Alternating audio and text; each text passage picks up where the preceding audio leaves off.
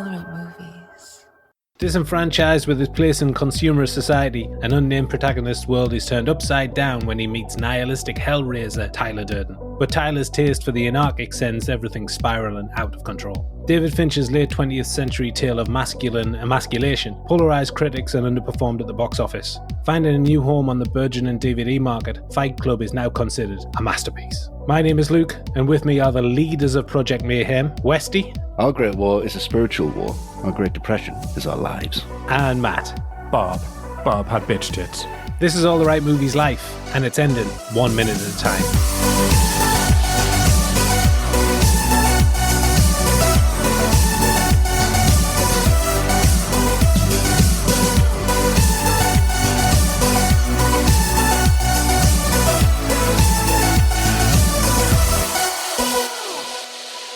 Hello everyone, welcome to All the Right Movies, a beautiful and unique snowflake of a podcast on classic and hit films. Very nice. Yep. Yeah. Yes, we are.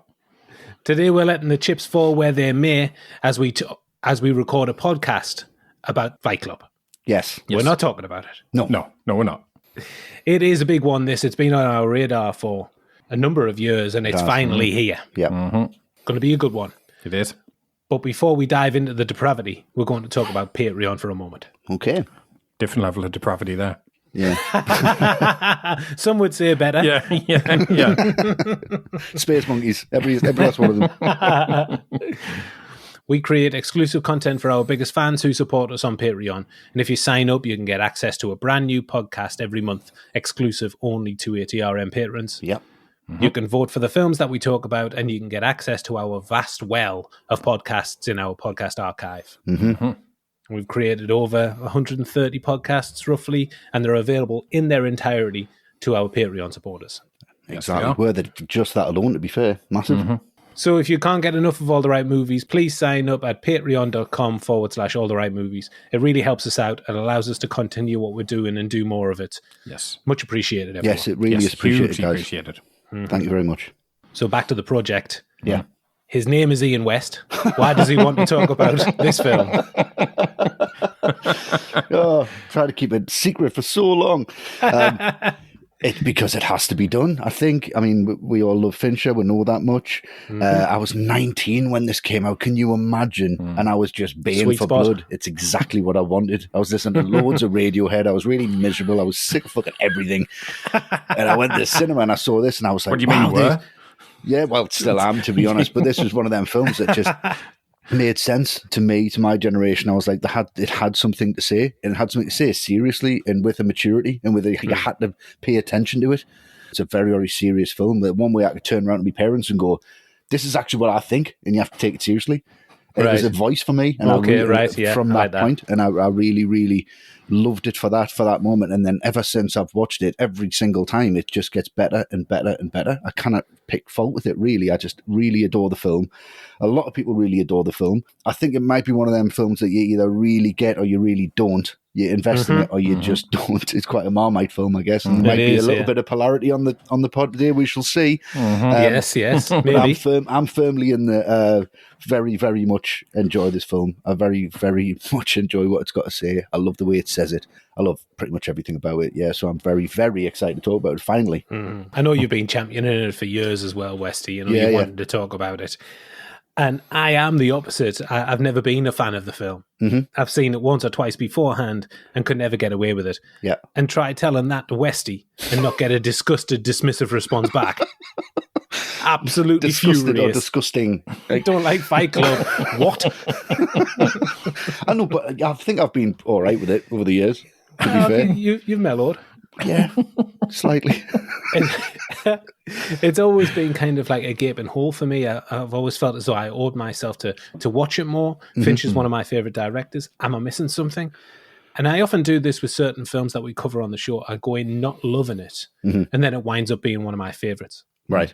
Westy, I know what you think. Yes. I'd like to get your views. Matt, the same. And I'll let you know how I feel about the film now as we go. Oh, great. Hopefully it's changed. I'm praying. But Well, we'll see. I don't think so. I know it's cool. And Matt, what about you?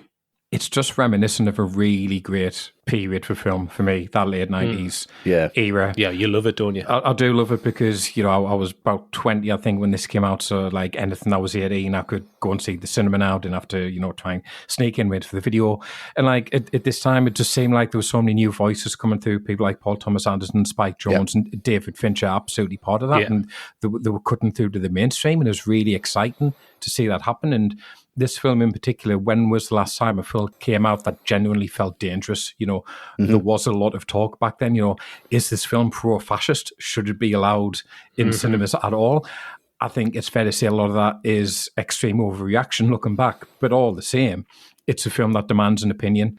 I do have some issues with it, but some things I think work brilliantly. So it's a film, you just can't sit on the fence with this one. Definitely not. No. It definitely incites a reaction, doesn't it? does, A very, very yeah. strong reaction. Yeah. Yeah. Based on Chuck Palahniuk's novel, Fight Club was written by Jim Olds, directed by David Fincher, and produced by Art Linson, Cian Safin, and Ross Grayson Bell for Regency Enterprises, and distributed by 20th Century Fox on the 10th of September, 1999.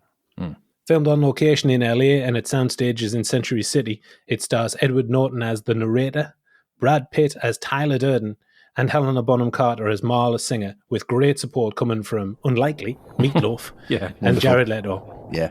Yeah. Both amazing. Okay, we ready? Let's do it. We're about to enter the troubled brain of our narrator. The beginning. After a classic Fincher credit sequence, we're introduced to the narrator as he walks us through his empty IKEA existence. We're looking at the sequence where he takes comfort from self-help groups and meets his nemesis, Marla Singer. Westy, the floor is all yours. Yeah, it's fantastic. Marla Singer, incredible character.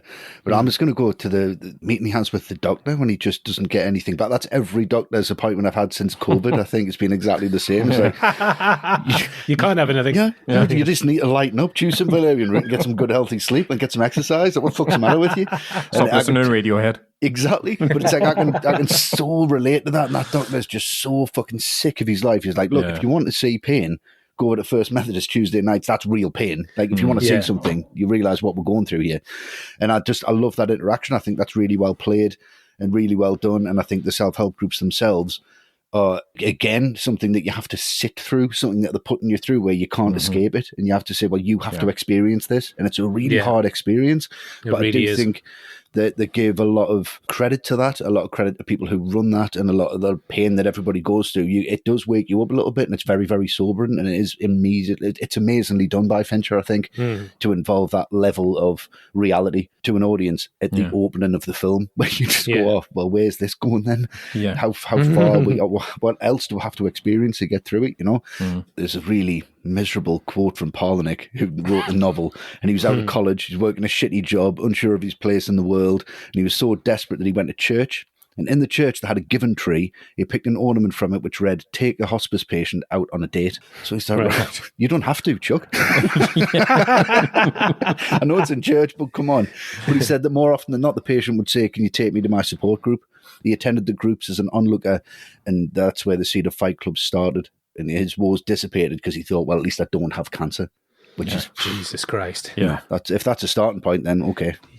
Yeah.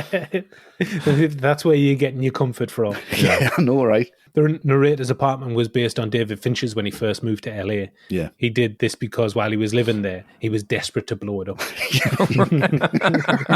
Fucking hates IKEA, doesn't he? Yeah.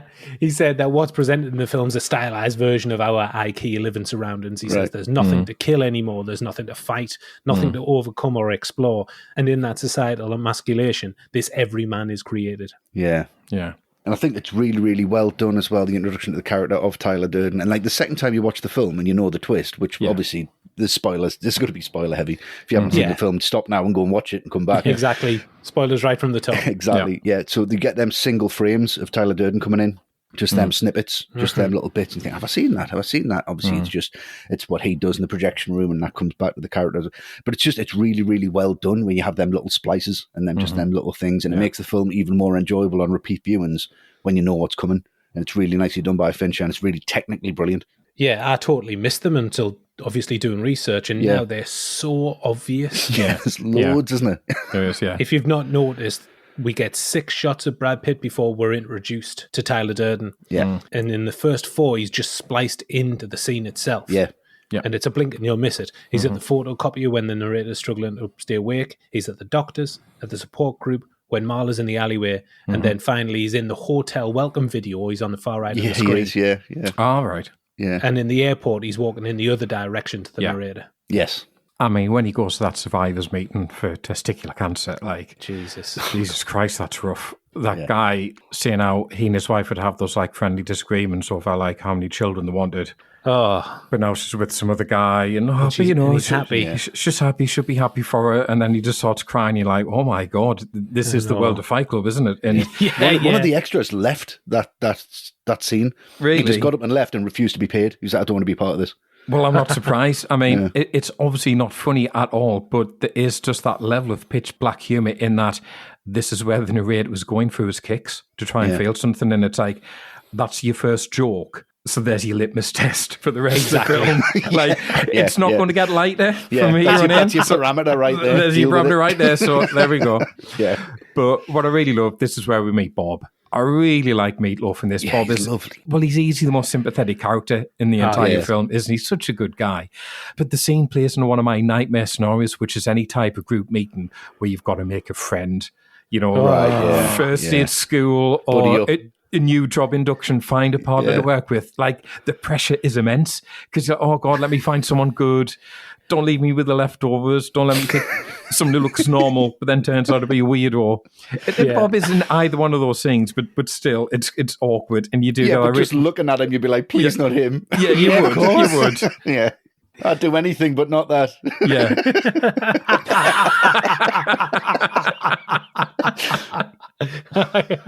That's excellent. That's excellent, Westy. Wonderful. But you get that funny visual where he grabs hold of the narrator and he's crushing him into his chest and Norton's eyes nearly popping out. Yeah. And crying in front of other people in any circumstance is always awkward, but in front of strangers, and this scene holds for an uncomfortably long time, and you just go, yep, here we are. This is Fight Club.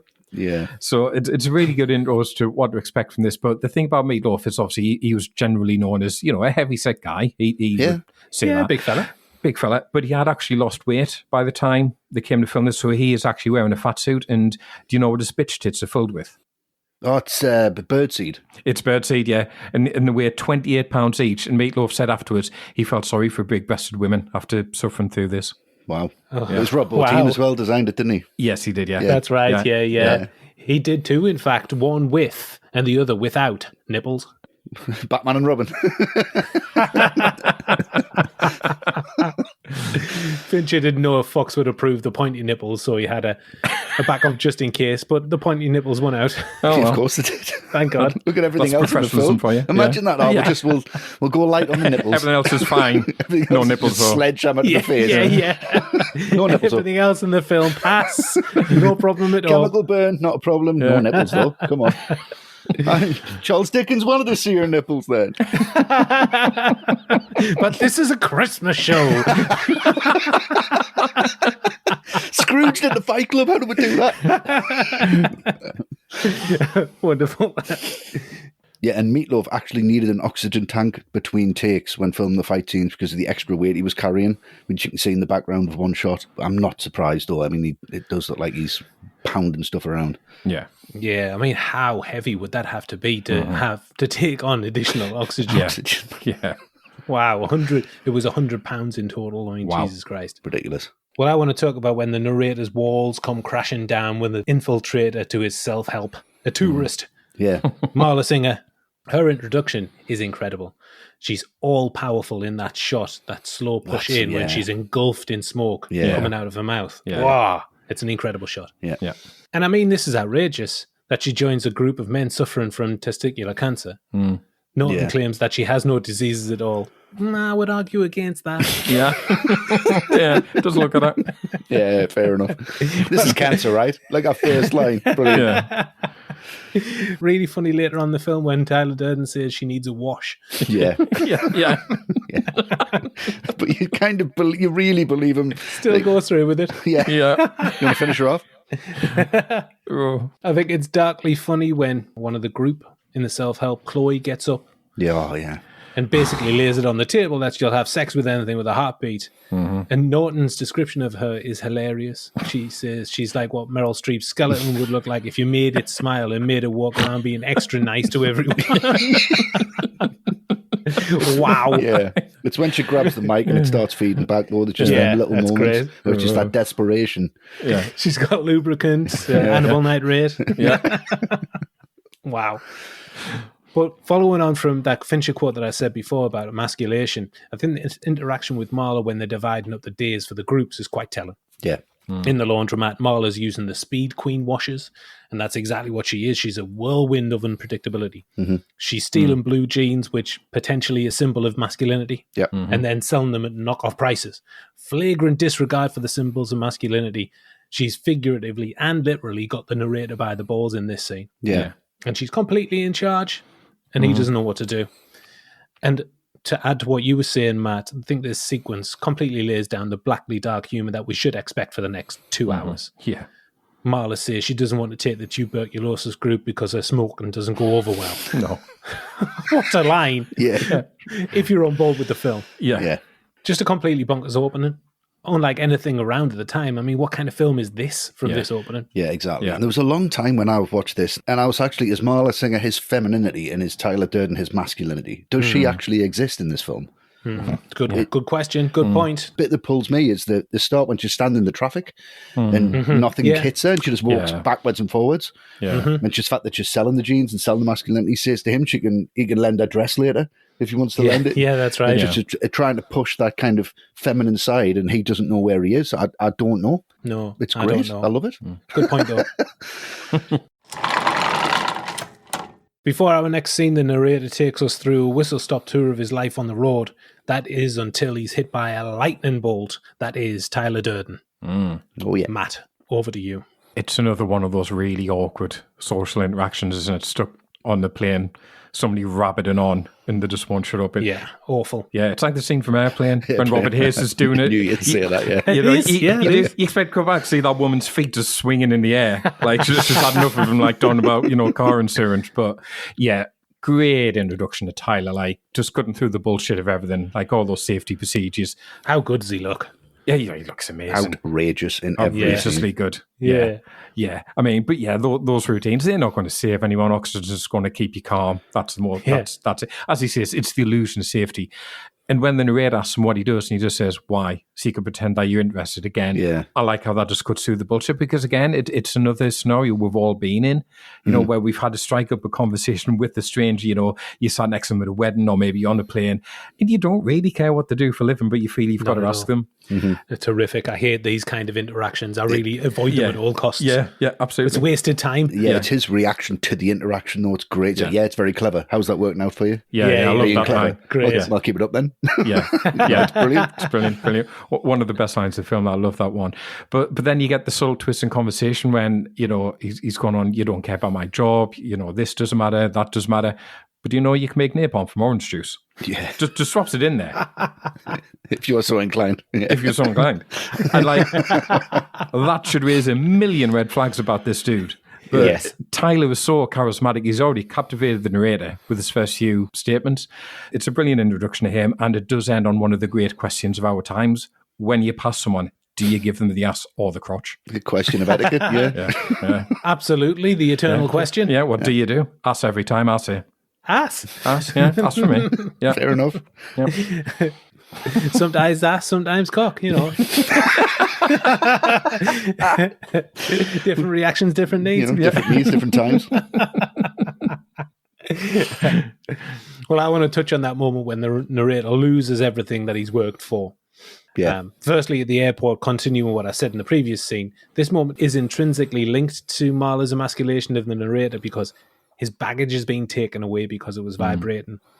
That guy in the airport is very, very funny. He So says, good. 9 out of 10 times it's an electric razor, and then looking shiftily left or right, but every once in a while, it's a dildo. I never say your dildo. And it's just when he's like scratching the back of his head with his pen, he just puts his hand up and says, no, don't even bother talking to us. Yeah, okay. That's great. Just great. Brilliant performance. The vibrator itself, it's not the narrator's. So has Marla done this as a sick prank, albeit, a really funny one? Yeah. And we see that vibrator at least 2 other scenes in the film. We know Marla has one. But now that Tyler Durden is on the scene, it's been removed, along with all of the other baggage that the narrator had, metaphorically and physically. Great. And the same goes for his apartment exploding, the symbol of his malaise and disillusionment of the world around him. Just love that sequence. Love those visual clues that you're given. The number that the narrator dials is the number for his own apartment.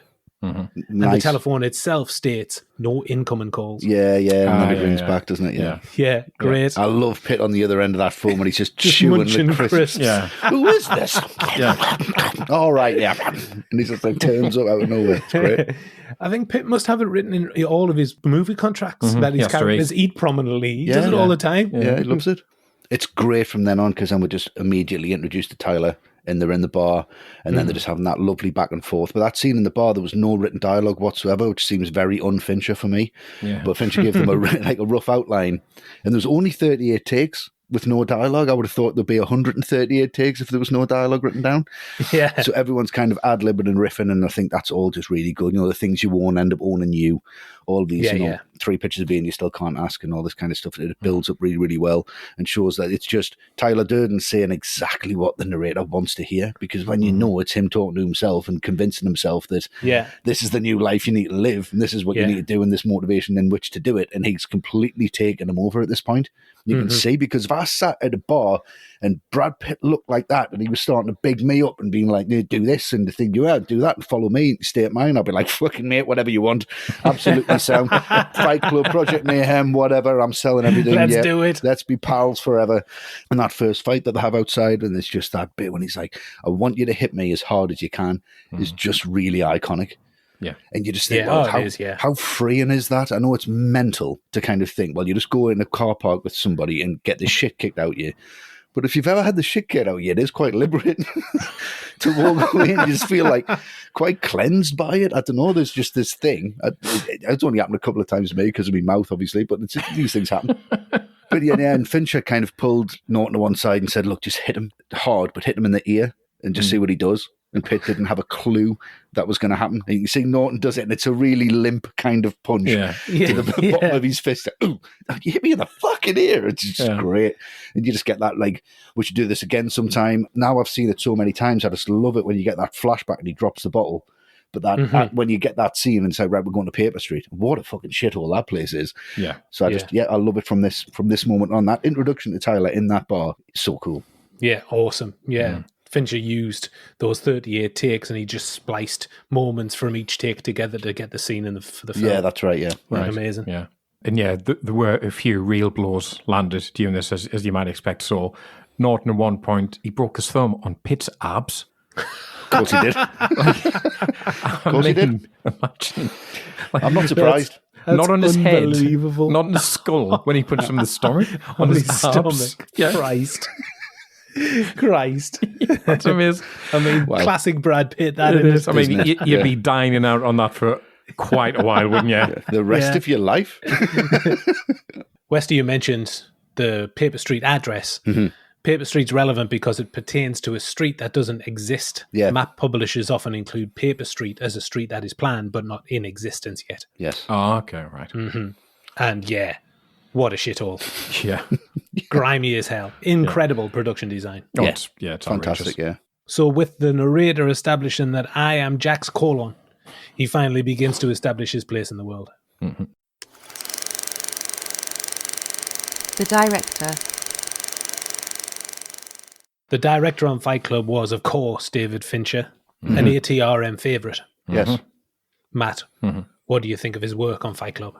I think one of Fincher's strengths is he can really understand what particular style a film needs. You know, when he made Social Network, he knew it had to be snappy and fast talking, almost like a sitcom. Zodiac, he knew it had to be methodical, patient, drawn out. And this, he understands it has to be like a rocket. It has to move fast, and not just the pace, but in the sense that he packs pretty much every frame with something, because that's what this film needs to be. Like, if we try to make this like as a more conventional thriller, like in a slightly more sedate manner, it would die in its arse.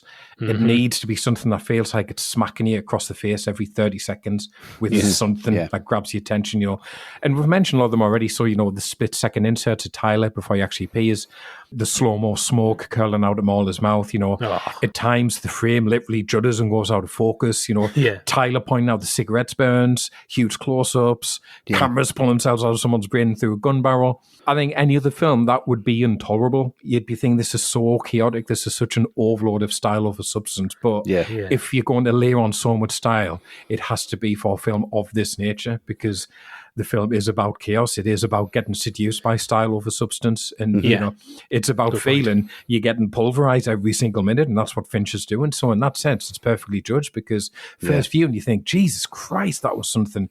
So I'm not going to say it's the best directed film I've ever seen, but I think it might be the most directed film I've ever seen. Wow. Yeah, got you. Yeah. Yeah, good point. And what about you, Westy? Fincher? Yeah, I'm pretty much the same as Matt there. It's just his attention to detail for me. Just the precision that he brings to this. There's a focus to this. From the camera movements, like Matt said, it's just punching into a close-up. It's coming out of a dupin for no reason. It's like, what the fuck?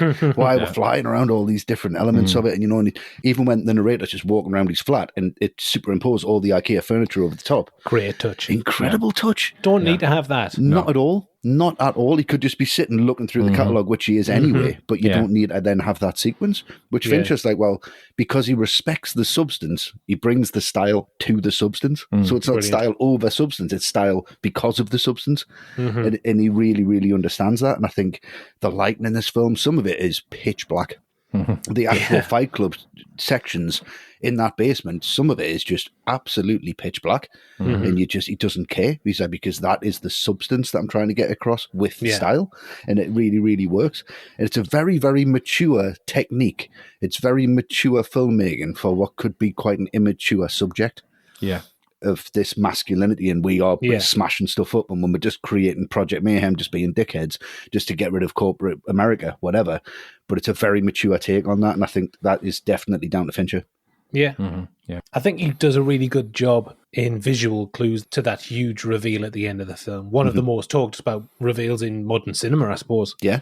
And I think it's when the narrator goes to sleep, it allows Tyler's presence to become more powerful. Maybe not dissimilar to Freddy Krueger in that respect. Brilliant. Didn't see that coming. Great.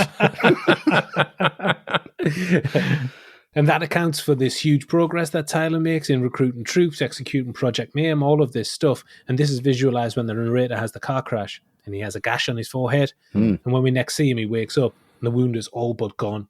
That's a good couple of weeks, 2-3 weeks progression in time. And of course, that probably requires a few rewatches to catch that one. Yeah. There are little moments like when they're smashing the car lights, the alarms don't go off until the narrator makes contact. Yes. Even though Tyler was driving, he pulls the narrator out of the car wreckage from the driver's seat. Yes. Right. Yeah. Very small details. Nice. The fact that Tyler wears blue blocker shades and aid in insomnia would, I suppose, be lost on most. Yeah, definitely. Yeah. But what I think is great is the fact that Durden is a projectionist, projecting his ideals and anarchy onto the narrator. Fincher's having a laugh. He's having a massive laugh with the film. Yeah. Even in the projection scene, Tyler splices adult footage into family movies, and Fincher does the same at the start, that bit that you talked about, Westy. Yeah. It's And unbelievable. at the end, he puts a cock in it. Yeah. He actually puts it in at the end. I mean, he's given us all the information we need to put the picture together, but I think he does it so subtly. I don't think anybody could have seen that ending coming. Nah, I certainly didn't. I was blown away first time with that. First time I saw it, I still think of that now. To aid the anti-consumerist theme in the film, Fincher claims that there is a Starbucks coffee cup in every scene. I don't think there is. I don't think there is, but it's certainly prominent. Yeah. The fact that the narrator feels trapped by society is, it's all around the film. Everyone smokes, it's so prominent. Yeah. This, along with the Starbucks, highlights just how much we are kind of slaves to consumerism and advertising. I think that's what it's saying. To their credit, Starbucks were happy with the running gag, but they did object to one of their stores being trashed by the globe art installation at the end. Yeah. So Fincher named the fictional coffee shop Gratifico Coffee. Yeah. Okay. Norton didn't smoke, and even refused on his last film on Rounders. He did, yeah. But he did for Fight Club because he thought it was essential for the character. Didn't he play poker for cigarettes in Rounders? Yes, but he still did. didn't Yes, smoke? exactly. Still didn't smoke. Yeah, right. Yeah. Marla is the kind of master smoker in the film. Yeah.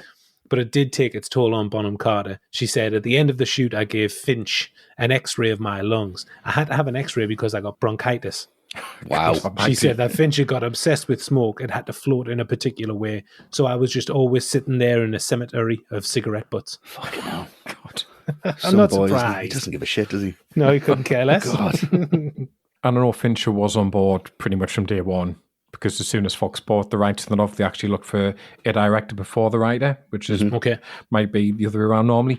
And they bought the rights for $7,000, which doesn't sound that much, but a number of studios had rejected the novel just because it had this reputation like it's unfilmable, you can't put that on screen. Although actually Fincher wasn't first choice to direct. No, that was Peter Jackson, of all people, but he declined because he was working on The Frighteners, and I'm so pleased. I fucking love The You Frighteners. love The Frighteners, I don't you? love Yeah. The Frighteners. Yeah. I don't know if Jackson could have had the same level of like No.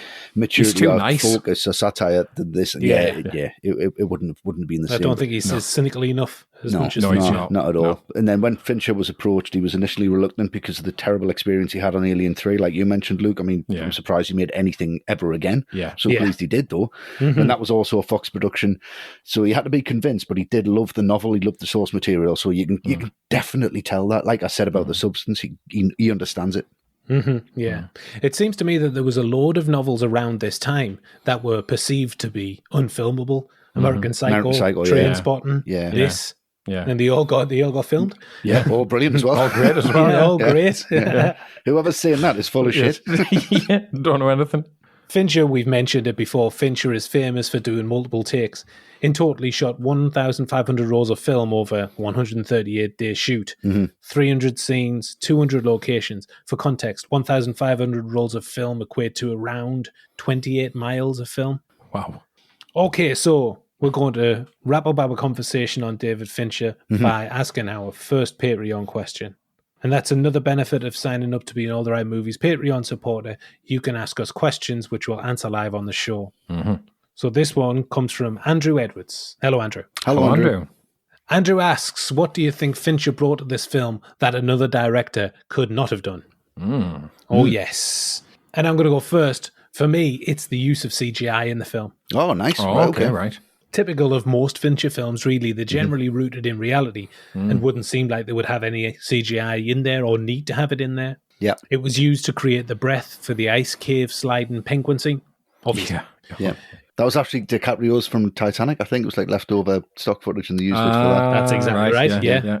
Fincher was originally going to have a simple start of the film, the sound of a gun cock and opening the scene with the gun in the narrator's mouth, but then conceived of the credit sequence that we get. A CGI recreation of the narrator's brain, complete with fire and fear receptors. Fincher said, because the movie is about thought, it's about how this guy thinks, and it's from his point of view solely, so I like the idea of starting a movie from thought, from the beginning of the first fear impulse that went, oh shit, I'm fucked. How do we get here? Yeah. It cost $750,000 to do that sequence alone. Was it worth it, though? I mean, it's Doesn't a great need it. sequence. It's fantastic, but like, you know. Yeah. And finally, the scene showing Marla and Tyler having sex were CGI. Both actors wore motion capture suits, assuming various positions in the Kama Sutra. Nice. The images were then manipulated to what we see on screen. So for me, Fincher uses CGI to aid the narrative, not to stand out or make things look impressive or outrageous set pieces or anything like that. It blends in perfectly, and I think he uses it like no other director. Yeah. He uses it to aid the narrative. Yeah, it's almost unnoticeable sometimes. Matt, what about you? Andrew's question. What came to mind when I saw that question is there's this famous interview with Fincher where he says one thing he maintains, one thing that's the foundation of his career, is that people are perverts. And he kind of chuckles. It's on YouTube. You can go I've find seen it. that, yeah. And honestly, that's what I think he brings, just the dark sensibility that this subject matter requires, which is, people are perverted, they'll watch this. I just think other directors would have tried to soften it. They would have removed some of the violence or the more disruptive behavior. They would have cut out the sex. They would have tried to make the characters more likable. Yeah. They might have gone for a happier, more conventional ending, but I think what Fincher brings is just this toughness and this very particular odd humour to the material. because he doesn't care about characters being unlikable or, frankly, a film being perverted if it makes him laugh. That's all he cares about. So, yeah, just this very particular, tough, strangely funny sensibility that the material needs. Yeah. That's probably why he's one of my favourite filmmakers, Fincher. Yeah. I read because I'm a purple.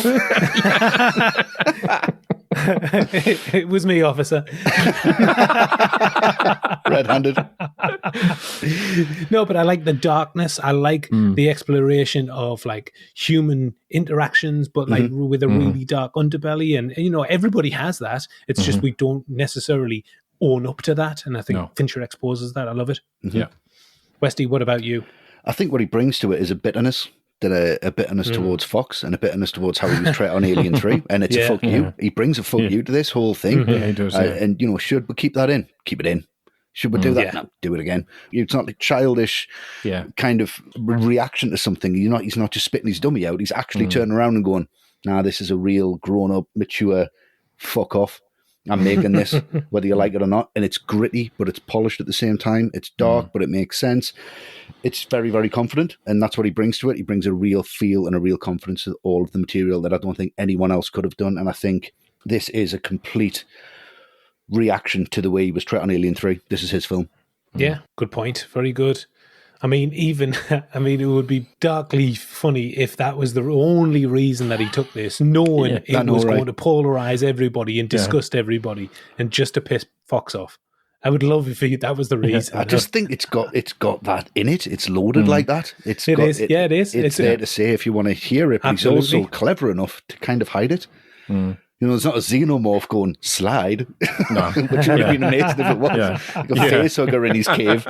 So, a wondrous Shaun from Fincher, fully established after 70, infused Fight Club with so much style and unique visual storytelling. Absolutely. Definitely. The cast. A strong cast of characters and actors with real pedigree in the lead roles for Fight Club. Matt, it's over to you first. Well, I'm going to go with Norton because the whole point of the narrator is that he's yin and yang with Tyler. Tyler is, as he says, he's everything that he isn't what he wants to be. And Norton has to represent that with his performance. You know, Pitt is verbose and charismatic and really theatrical. Norton can't be any of those things. He's got to be a bit dull and a bit dour and not particularly interesting. And to be fair to Norton, I think he is those things, but he's still engaging on screen. And he genuinely looks ill through so much of this. Like, he does look like he hasn't slept for a week. Yeah, he does. And you can tell this character, he doesn't have any kind of life outside the support groups, and he is an absolute corporate drone. But Norton still wins you over because he is funny. Like when you see him getting grabbed by Bob, the look on his face, bartering with Marlowe over who gets to have which support groups. Like, everything in this film is really dark and uncomfortable. And I think Norton's biggest achievement is he kind of eases you into the world with them. Yeah. And so when things start to go really dark and he gets more and more violent, you know, like when he bares his teeth during that work meeting, when he just gives up giving any kind of shit to anything his boss says to him, like Norton is taking you on that journey really well, and he makes you think, well, this is interesting. Where is this character going to end up? And the place that he does end up, which is obviously absolutely mental, that sense that he's lost like all touch with reality and is completely floundering and panicking, like, what is going on? Like, Norton's performance is like pretty much the only thing that keeps me invested at that point. And the last thing I'd say is like one thing he really, really is good at is that voiceover. This is a great voiceover.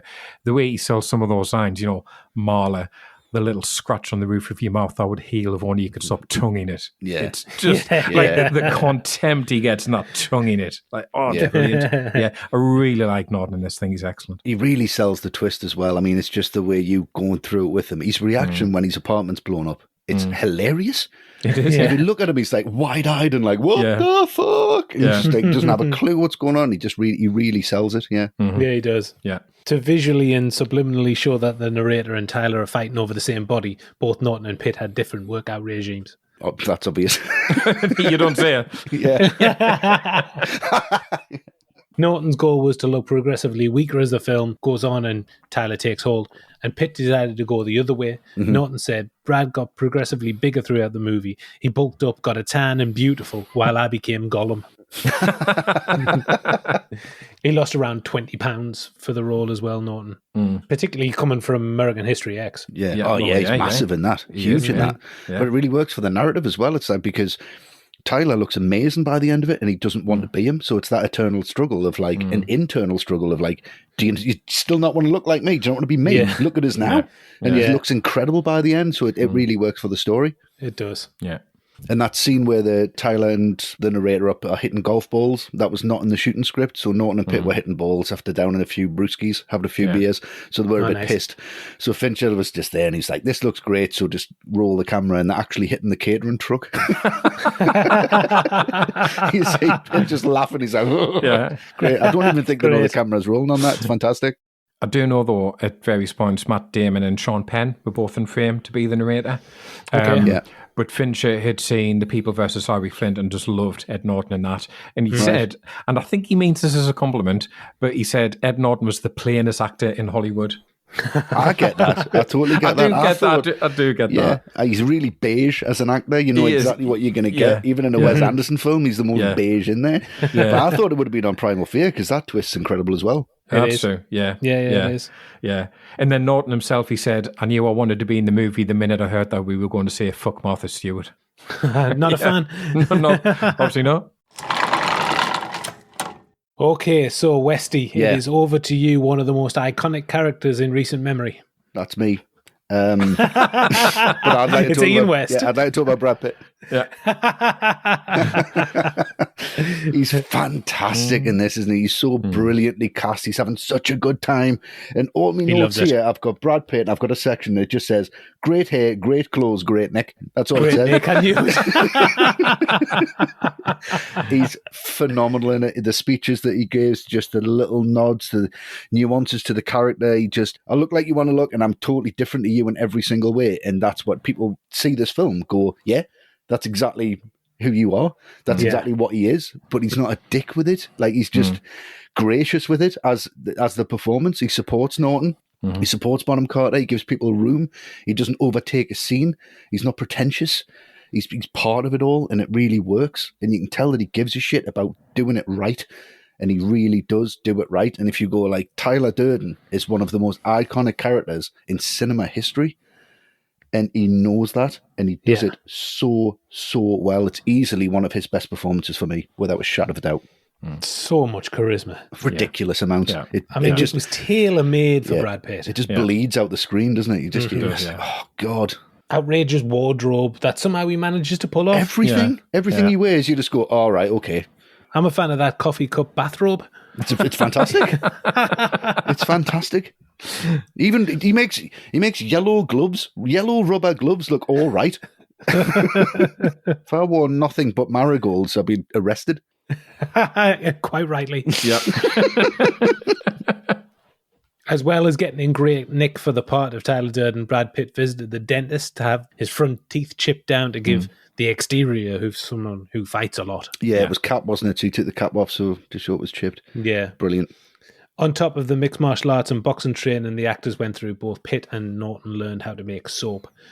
Norton said, the truth is we probably spent more time learning to make soap than we did train for anything else. Yeah. Well, he did. Yeah. I love that scene when he's in like John Lewis or something, or wherever it is, and he's just selling the soap John bag, Lewis. and he's just got his hand down. His pants are just like really low down, and he's Really like, low down. "No, thank you, Susan." Brilliant. Selling their fat asses back to them. Yeah, it was beautiful. And you know the bit when Tyler explains how to make a homemade bomb? Yeah, That was intentionally incorrect, just to prevent anyone getting an idea. Okay, so this is how you make an actual bomb, because their thinking was, well, the film's going to have more reach to people than the book did, because if you read the book, the ingredients are actually accurate. yeah. Right. Yeah. Wow. Yeah. So if you Terrifying. do want to build a bomb, just buy the book. Well, we wouldn't We would recommend. not condone that. No. We don't. Disclaimer, All the Right Movies. That does not necessarily reflect the views of All the Right Movies. Matt, you sacked. If you'd like to know how to make one, that's fair enough, but don't actually do it. Yeah, but Pitt wasn't the only person looked at for Tyler. Russell Crowe was another name at that time. Right. Gladiator. Right. Looking fucking incredible then as well. Yeah, fair enough. Probably would be really good, really funny. Like, if he was in like the nice guys kind of character, but looked like he did in Gladiator, I think maybe it could have worked. Maybe, yeah. Pitt was ultimately chosen and was paid $17.5 million for the privilege. In stark contrast to Norton getting $2.5 million. Wow. That's I some would be disparity. fine with that if it was me. You'd be fine with that. Just turn around and leave. You look 2.5 at million. Brad Pitt and go, yeah, Fair enough. fine. 17.5 sounds yeah, about right. 17.5, yeah, that's fine. Yeah. Extra 15 for you, not a problem. Stunt coordinator Mike Runyard said, Brad just turned up looking like that. That was his deal. I didn't do anything to him. He said, I saw him using hand weights on set, but that was it. And another stunt coordinator, Damon Caro, said, he's a genetic freak. Brad's got the ability to do whatever he wants. I mean, he was shredded for that film. Yeah. He definitely was. Yeah, he's 36 and that as well. Whew, good genes. Okay, well, I'm going to talk about the third lead in the film, Helena Bonham Carter as Marla. Yes. And this was the biggest surprise for me when revisiting the film. I'm just not a fan of Bonham Carter at all. Oh, really? I don't know if it's just she's always in weird shit. Well, you don't like Tim Burton films anyway, so that's Exactly. 90% of what she does. Exactly. Yeah. But this is the best part that I've seen Bonham Carter play. Yeah. Marla is doing her own version of what the narrator is doing, I suppose. You know, screw society. I'll play by my own rules. I'll steal other people's clothes and sell them. Yeah. And this is her way of, like, you know, a finger up to the system. Nice. She's super cool at the start of the film and she owns the narrator. But when she drops in and out of the film, being completely rejected by the narrator is really tough to watch. And she plays that very, very well.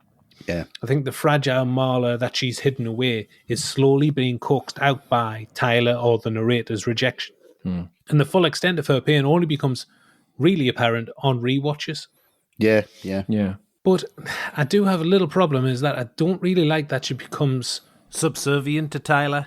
It feels like this film is pushing the notion that you have to be manly or masculine to tame this woman and make them obey. That's just how it seems to me. My interpretation of what's presented in the film. I get that. Yeah, I don't yeah. really it's like fine. that too much. Yeah. But overall, I think she is a breath of fresh air. I mean, she rivals Pitt's performance for me. Yeah. She's as good, I think. There were a number of people in the frame for the role. Reese Witherspoon, Winona Ryder, Janine Garofalo, Julia Louis-Dreyfus, and Courtney Love were all considered. It looked like Courtney Love was going to get the part at first. She was in a relationship with Norton at the time. Oh, yeah. But complications between them and their relationship distanced her from the part. I think she would have been really good. I could see Courtney Love in that, It feels tailor-made for her. Yeah. It does, She's really good at Man on the Moon. She's got that look as well, hasn't she? Yeah. She She does would have have, the look, I think she would have been great. Reese Witherspoon was the studio's choice, but she turned it down because it was too dark. Bonham Carter was Fincher's choice because he loved her in The Wings of a Dove Right. from 1997, the British period romance drama. Seems like a natural fit. Obviously. Fincher, what Fincher watching in his that. spare time. Bonham Carter based her performance on Judy Garland's on-stage persona Yeah. and asked the right-handed makeup artist to use her left hand when she was doing her makeup, Nice. thinking that it nice. would give Marla that kind of like, I couldn't give a shit attitude. Yeah. Yeah. Just Oh, slapdash. Yeah. Really Yeah. good. Really works. So 3 great performances in the lead roles of this love triangle / love straight line. Yeah.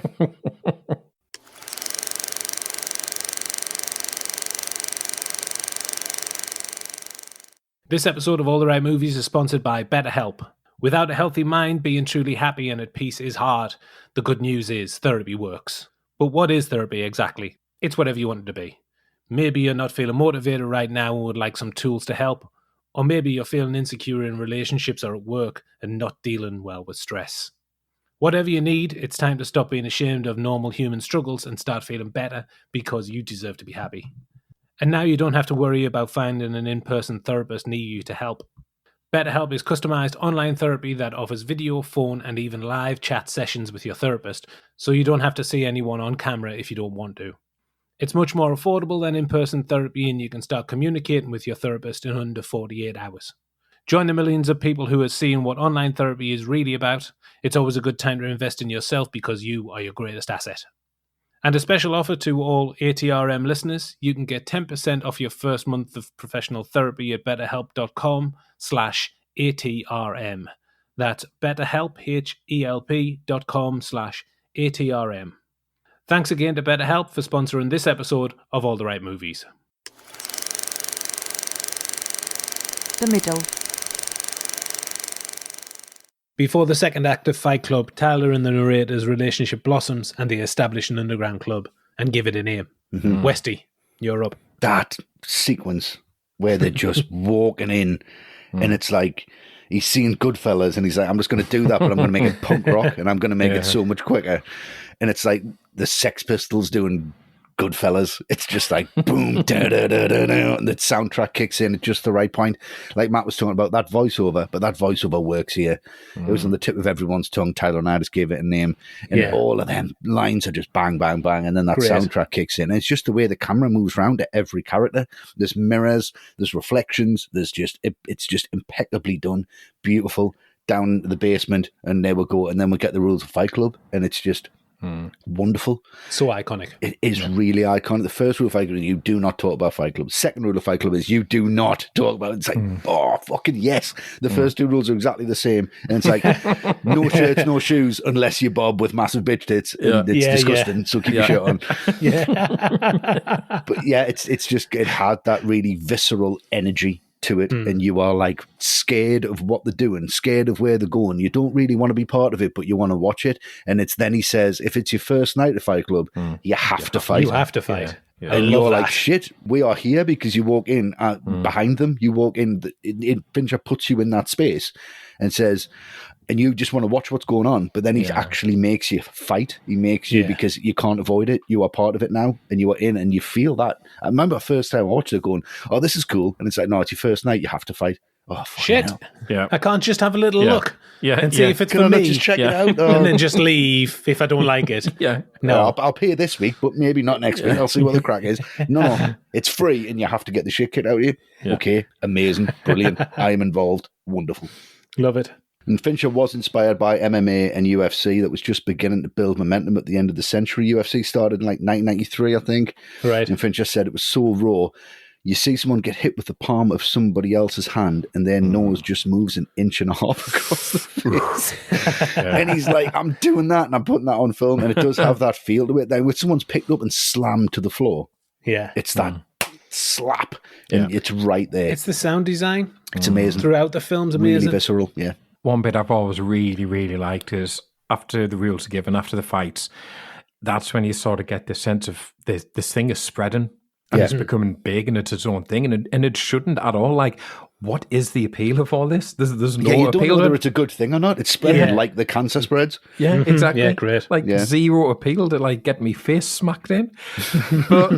But I do love when the narrator's just getting on with his day-to-day life and he sees that one guy he works with, they give the little look between them and the way it gives him the nod when he brings out the coffee. Yeah. It's starting to get disturbing because it's this little secret going on that seems quite cool. And if you know what these little nods and winks mean, you understand where the cuts and bruises come from. That means you're in on it and it's always good to be in on something. Yeah. But that is disturbing because this is how cults start. This is how like unchecked dangerous ideology can spread. And this scene is a really good illustration of how easy that can happen when there are no rules apart from the ones, Tyler gives, which are, rules by society's normal standards. Yeah, exactly. And I love the conversation that the narrator and Tyler have before they get in the bus, like, what celebrity would you fight? Hemingway and Shatner. Like, two polar opposites there. Would not have been able to guess he was going to bring up Shatner. I'd fight William Shatner. William Shatner. Brilliant. But it's a really interesting scene because you see the narrator, he's starting to take on some of Tyler's mannerisms and ideals, the way he's kind of like hanging on to the loop of that bus just with that bit more confidence. Like he's just trying to change ever so slightly. He's got a bit more of an edge to him. But it's when that guy pushes like through them, like really rudely, just, oh, excuse me. I find it really interesting that they both ignore that completely. This with a little bit of aggression that don't react to, that don't use that guy's attitude as an excuse to start another fight. Yeah, he's in Fight Club in the next scene though, isn't he? That's who they're beating up. Yeah. Yes. Well, I like the sequence when Tyler gets acquainted with Marla. Shall we say. Yeah. Yeah. In a certain way. Very diplomatic, that. Very good, mate. Very good. I really love it when Tyler creeps up to the phone and kind of like picks it up when she's talking. Really, really funny. Great physical comedy when Marla falls off the bed. Yeah. Like Norman Wisdom, fantastic pratfall. I love it. Christ knows what Tyler is cooking for her on that stove, just plopping unknown items into this bubbling vat. It looks absolutely disgusting. Yeah. There's one particular line of dialogue, and amongst obviously all the other depravity in the film, that really stands out.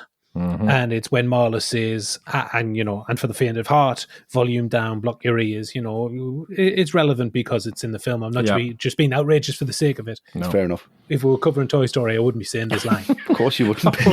Would hope not. If we ever do cover it, though, I'll try and get it in somewhere. Marla says, I haven't been fucked like that since grade school. Yeah. Yeah. Obviously, outrageous. I mean, the implications of that, outrageous. Yeah. The original line from the novel was, I want to have your abortion, which again, grim. But producer Laura Ziskin grossly objected to that line and asked Fincher to change it. He did, on the proviso that she didn't ask him to change it again. Yep. He came up with the grade school line, which Ziskin felt was like actually worse, but you couldn't go back on a word. Yeah. My opinion, 2 outrageous lines. I can't decide which one's worse. Yeah, neither can I. But it's very Palahniuk in that delivery. It's very much it is. His kind of sense of humour, I guess, if you call it a sense of humour. Very, very dark. Very dark, yeah. And apart from that, to get the sound of Tyler and Marla having sex, apparently Pitt and Bonham Cod spend an alleged 3 days recording sex noises together, so Fincher would have enough to work with. 3 days? 3 days? I don't know. That's too much. That's too long. That's. But then again, it is Fincher. Like, it should have been 30, maybe. I don't know. I don't know what he's looking for. They couldn't have been doing it for every single minute for 3 days. No, and literally, surely let's not. go in for an hour and try this. Let's have a discussion about it and try this. But like, some of those noises are outrageous. Yeah. I mean, it sounds like somebody's being murdered in that room. Yeah. The moment when Tyler opens the bedroom door and he's wearing that one rubber glove it's really, really funny. I'm not going to lie. It's really fucking funny. She just falls off the bed in the background. Yeah. What on earth have they been up to? Nothing but that glove. Yeah, I have no idea. Doesn't bear thinking about. It doesn't. That's what makes it brilliant, though, because where did that dildo go to? Yeah, it could be nothing or it could be everything. Like, you have no idea. Rubber glove. He does say that she needs a wash, so maybe he's trying to keep himself clean. God. Jesus My Christ. God. I can't believe I just said that. Yeah. But it is kind of a manifestation of the narrator's mind. He can get up to all sorts of heinous acts and there's no judgment. So, rubber glove straight in there. Yeah. Laura Ziskin, again, the producer, she was horrified at this scene. Yeah. And she demanded it to be removed. But she changed her mind when it got a huge reception from test audiences. Yeah. Which, mercenary. I mean, it's an outrageous thing. It is, but it's because Brad Pitt looks so good when he opens that door. Do you want to finish her off? You want to finish her off. If it'd been Meatloaf with a glove, that would never have made it in. You've got to look that good to pull that off.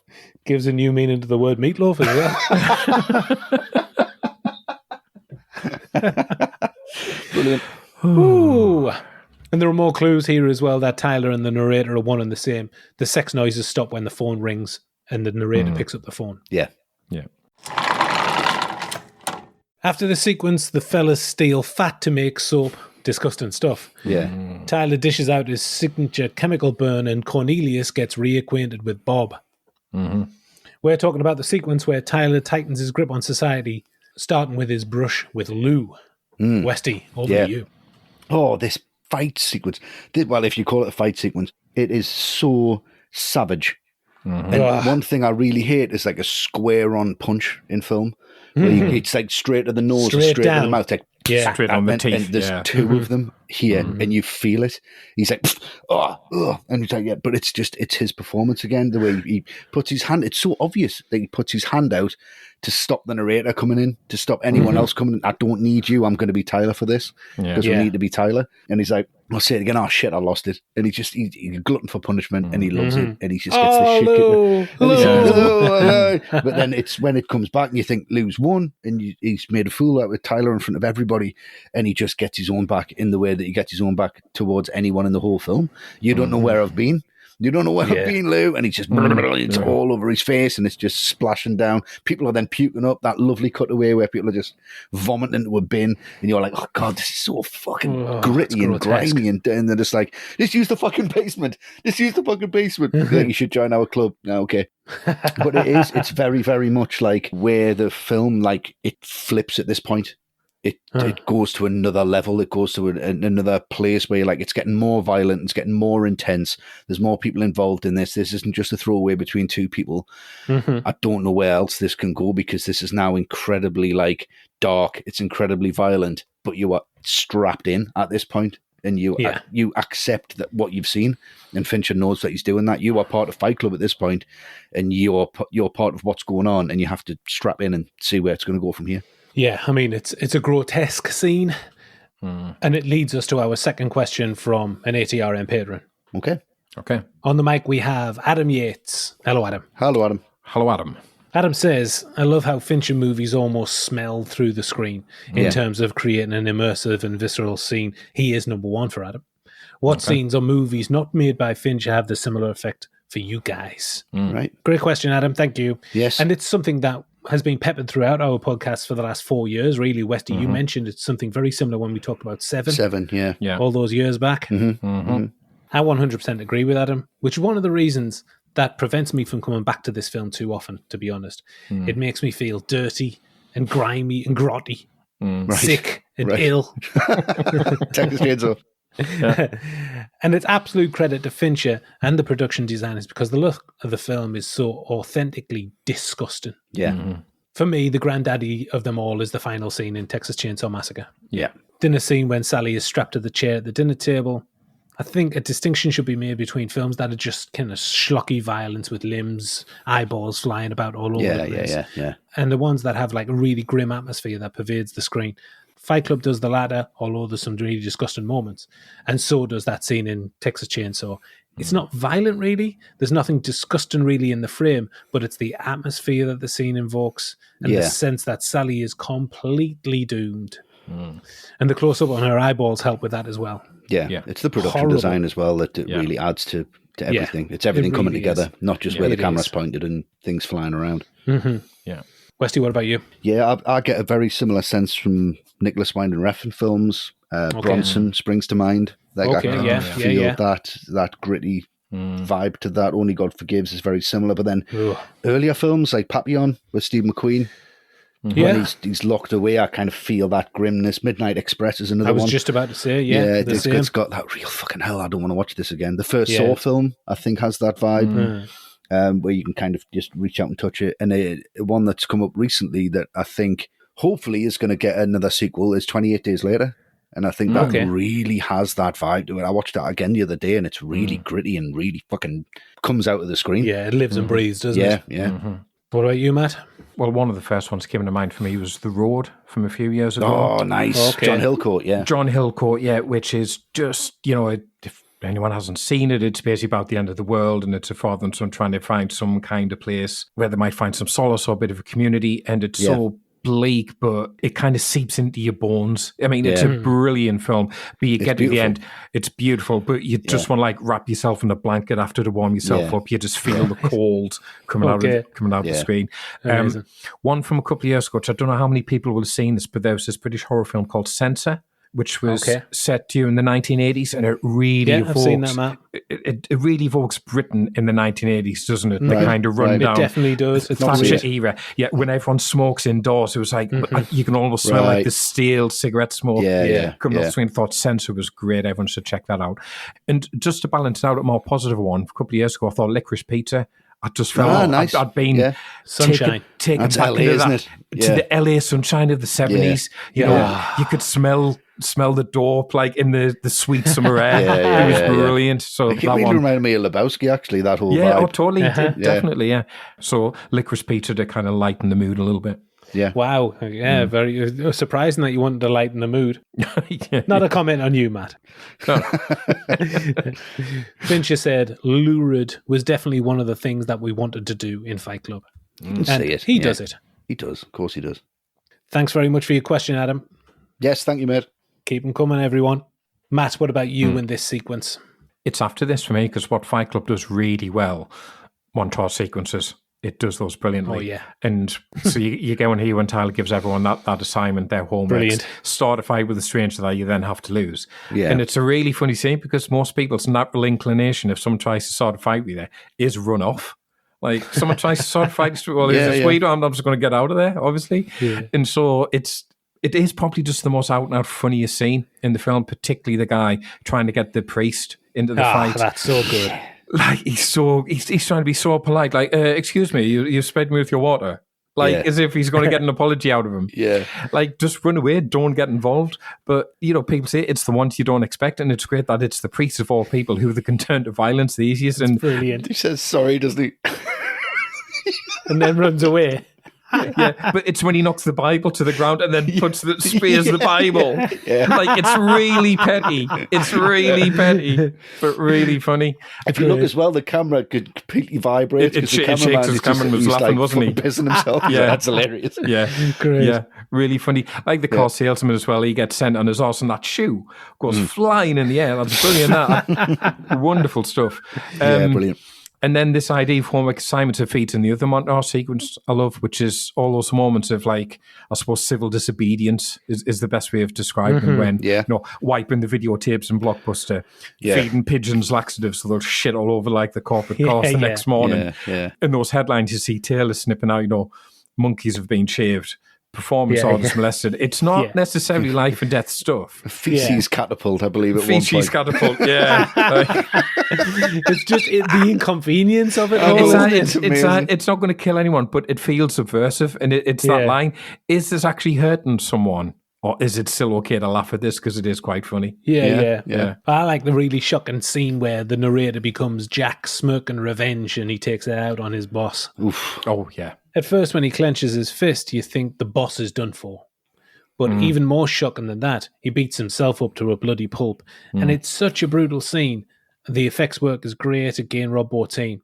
And it's Norton at his best for me in the film. Physically, it's incredible. It is. Physically amazing. Yeah. But the irony is, on rewatches, you realise that this is what people see when they see the narrator in a fight with Tyler all the way through the film. He's beating himself up. Yeah. He even says that in the voiceover. For some reason, I thought of my first fight with Tyler. Yeah. That freeze frame is a freeze frame as well. Yeah. It's a massive sign. So he's got loads of practice doing this because he's done it countless of times before. We just didn't know it on a first rewatch. Yeah. And when he walks out of that office, like, he owns the joint. Whistling merrily, he leaves with loads of office equipment. What a smug bastard. It's just after he hits the shelves and he's sat down, but he just hits himself twice. Just boom, boom. Yeah. Wow. Really shocking. Yeah. Because it's played for laughs, really, I suppose, but it's really tough to watch. Yeah, it is. Yeah. Great. So now that Fight Club has a corporate sponsorship, the city begins to pay. Mm. The Crew. The screenplay for Fight Club was adapted from Chuck Palahniuk's debut novel of the same name from 1996. Yeah.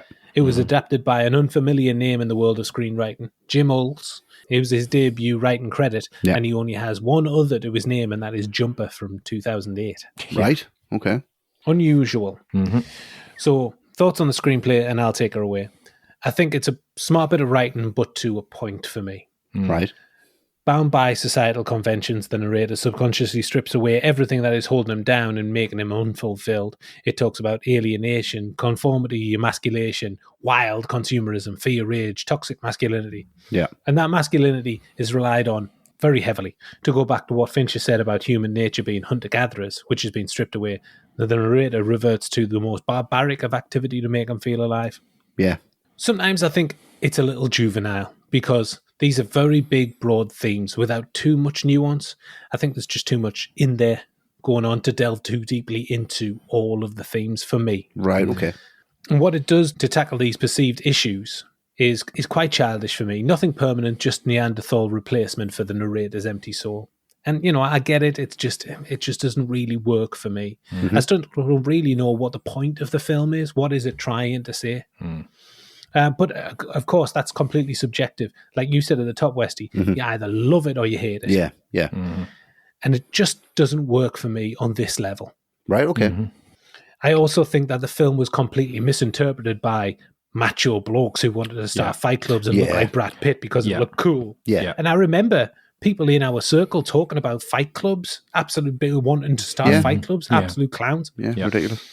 But of course, Pitt, I mean, who wouldn't want to look like that guy? Yeah. So, you know, I understand from a certain respect, which does bring me to a quick, embarrassing anecdote. Brilliant. Don't make it quick. Let's get the full detail, shall we? Illustrate it. Here we go. Okay, so I went to Prague in the early 2000s with some friends for a long weekends of booze, and John was there. Yeah. And we were in this sunglasses shop.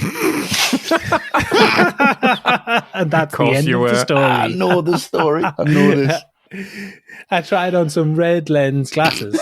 I don't know why, but because I wasn't really a massive fan of this film, but I was like hungover, bleary-eyed, and I was really unsure on these glasses. Red lenses is ridiculous. John and somebody else said that I looked like Pitt in Fight Club, which totally swung the vote for me. Purchased. Didn't even check how much they were. I don't think I did. I was like, oh, Pitt in Fight Club. I'm straight in there for these then. That's all you need. As soon as I stepped out the shop, the public pointed and laughed at how ridiculous these things were. As soon as I stepped out the shop, ridiculous Pit and Fly Club. But I mean, I wore them for the rest of the weekend. Nightclubs, in the rain, in bed. Yeah. Fight clubs, nightclubs, doesn't matter. Any clubs. Any clubs. Yes. So that's maybe a reason why I didn't come back to the film so much. Oh, yeah. Out of embarrassment. Yeah. Yeah. Matt, what about you in the screenplay? Yeah, I think I've been like pretty positive about the film up to now, but the writing is one of the downfalls for me because, like I say, it's weird. He's only did 2 of the films. Like I genuinely thought he died. Like he died young. That's why he didn't have much of a career. So it's Still with a us. weird career to get your head around. So I think for your debut script to be the adaptation of this cult novel, which is notoriously difficult in all kinds of ways, you've got to admire that ambition.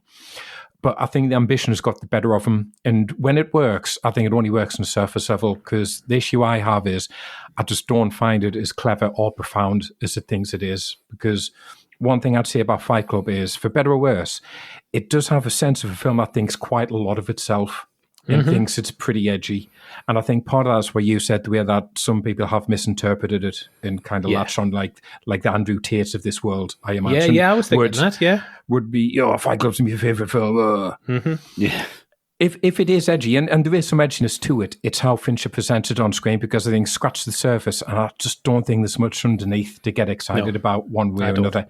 You know, the dialogue is great in the sense that it's tailor-made for actors. You know, this is your life, and it's ending 1 minute at a time.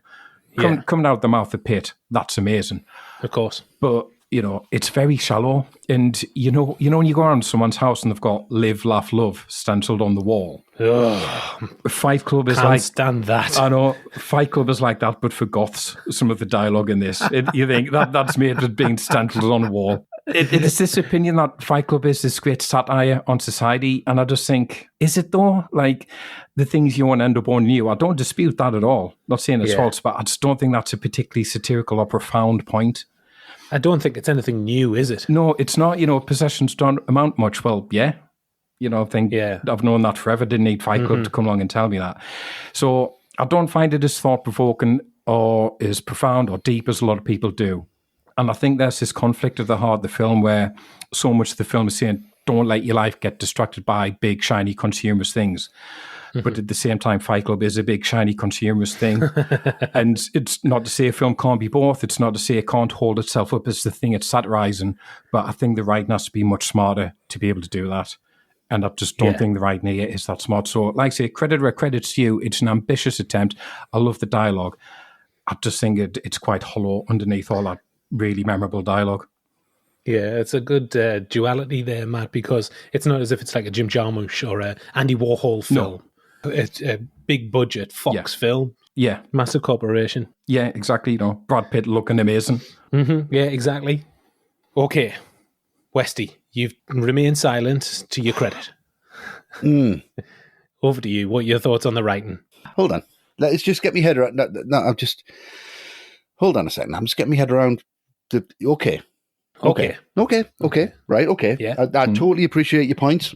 But I'm gonna defend it with everything that I've got, because I do think that it has a level of intelligence, and it has a level of looking at itself and satire within itself, and it knows it doesn't take itself too seriously, but it's a message that needed to be said at the time when it was said. It was the year 2000 was just happening. Everyone was confused. There was corporations everywhere. The internet was just fucking blowing up. Nobody knew what to do, where to go. There was no identity. There was no cultural identity. There was no such thing as a career. You didn't know what you wanted to do. And Brad Pitt's he's sitting there going, we're all going to be raised on television. I think we're all going to be movie gods and rock stars, but we're not going to be. Your fucking life's a disappointment. And you go to the cinema and there's a big budget film with Brad Pitt telling you that what you believe in, you're not a maniac. Like everyone thinks that. It's true.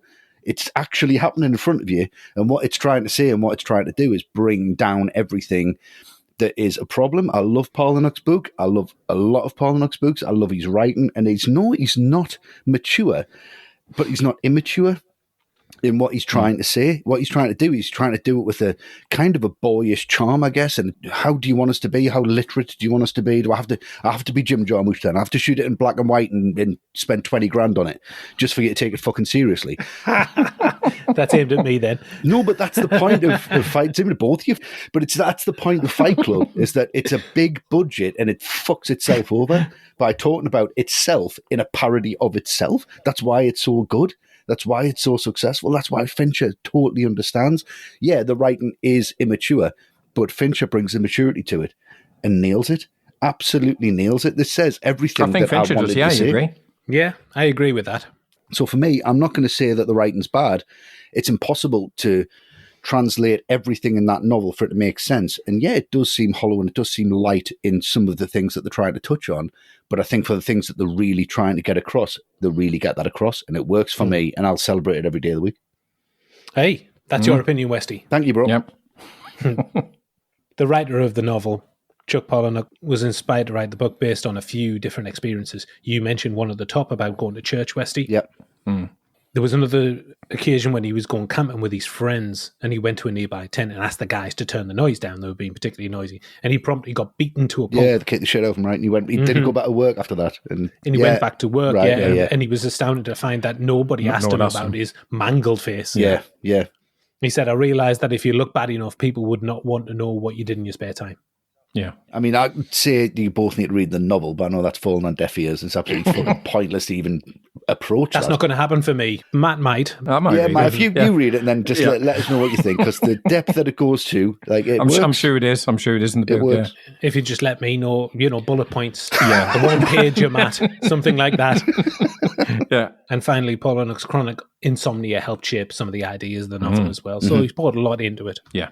And Fincher drew inspiration and heavy parallels between Fight Club and The Graduate. And in The Graduate, Dustin Hoffman's character, Ben, is at odds in the world, doesn't know what to do with his future. Fincher said the Fight Club was like a 90s inverse of this story, which I can kind of see the influence of that, but not to the point where it's affecting the narrative as much. No. Yeah. Because of that, they did float that idea that they'd get Buck Henry, who wrote The Graduate, to come on board to write this as well. But Palahniuk disagreed, which is why he went to Jim Ools, who nicknamed, no idea why, but he's nicknamed Professor Peculiar. So I went to him. Great. And as it turned out, Ools and Fincher had mutual friends who put the two together to do the screenplay. Yeah. Fincher did help with rewrites, as did Norton, Pitt, Cameron Crowe, and Andrew Kevin Walker, who wrote 7. Cameron Crowe. Cameron Crowe, Wow. yeah. Wonder which bit he did.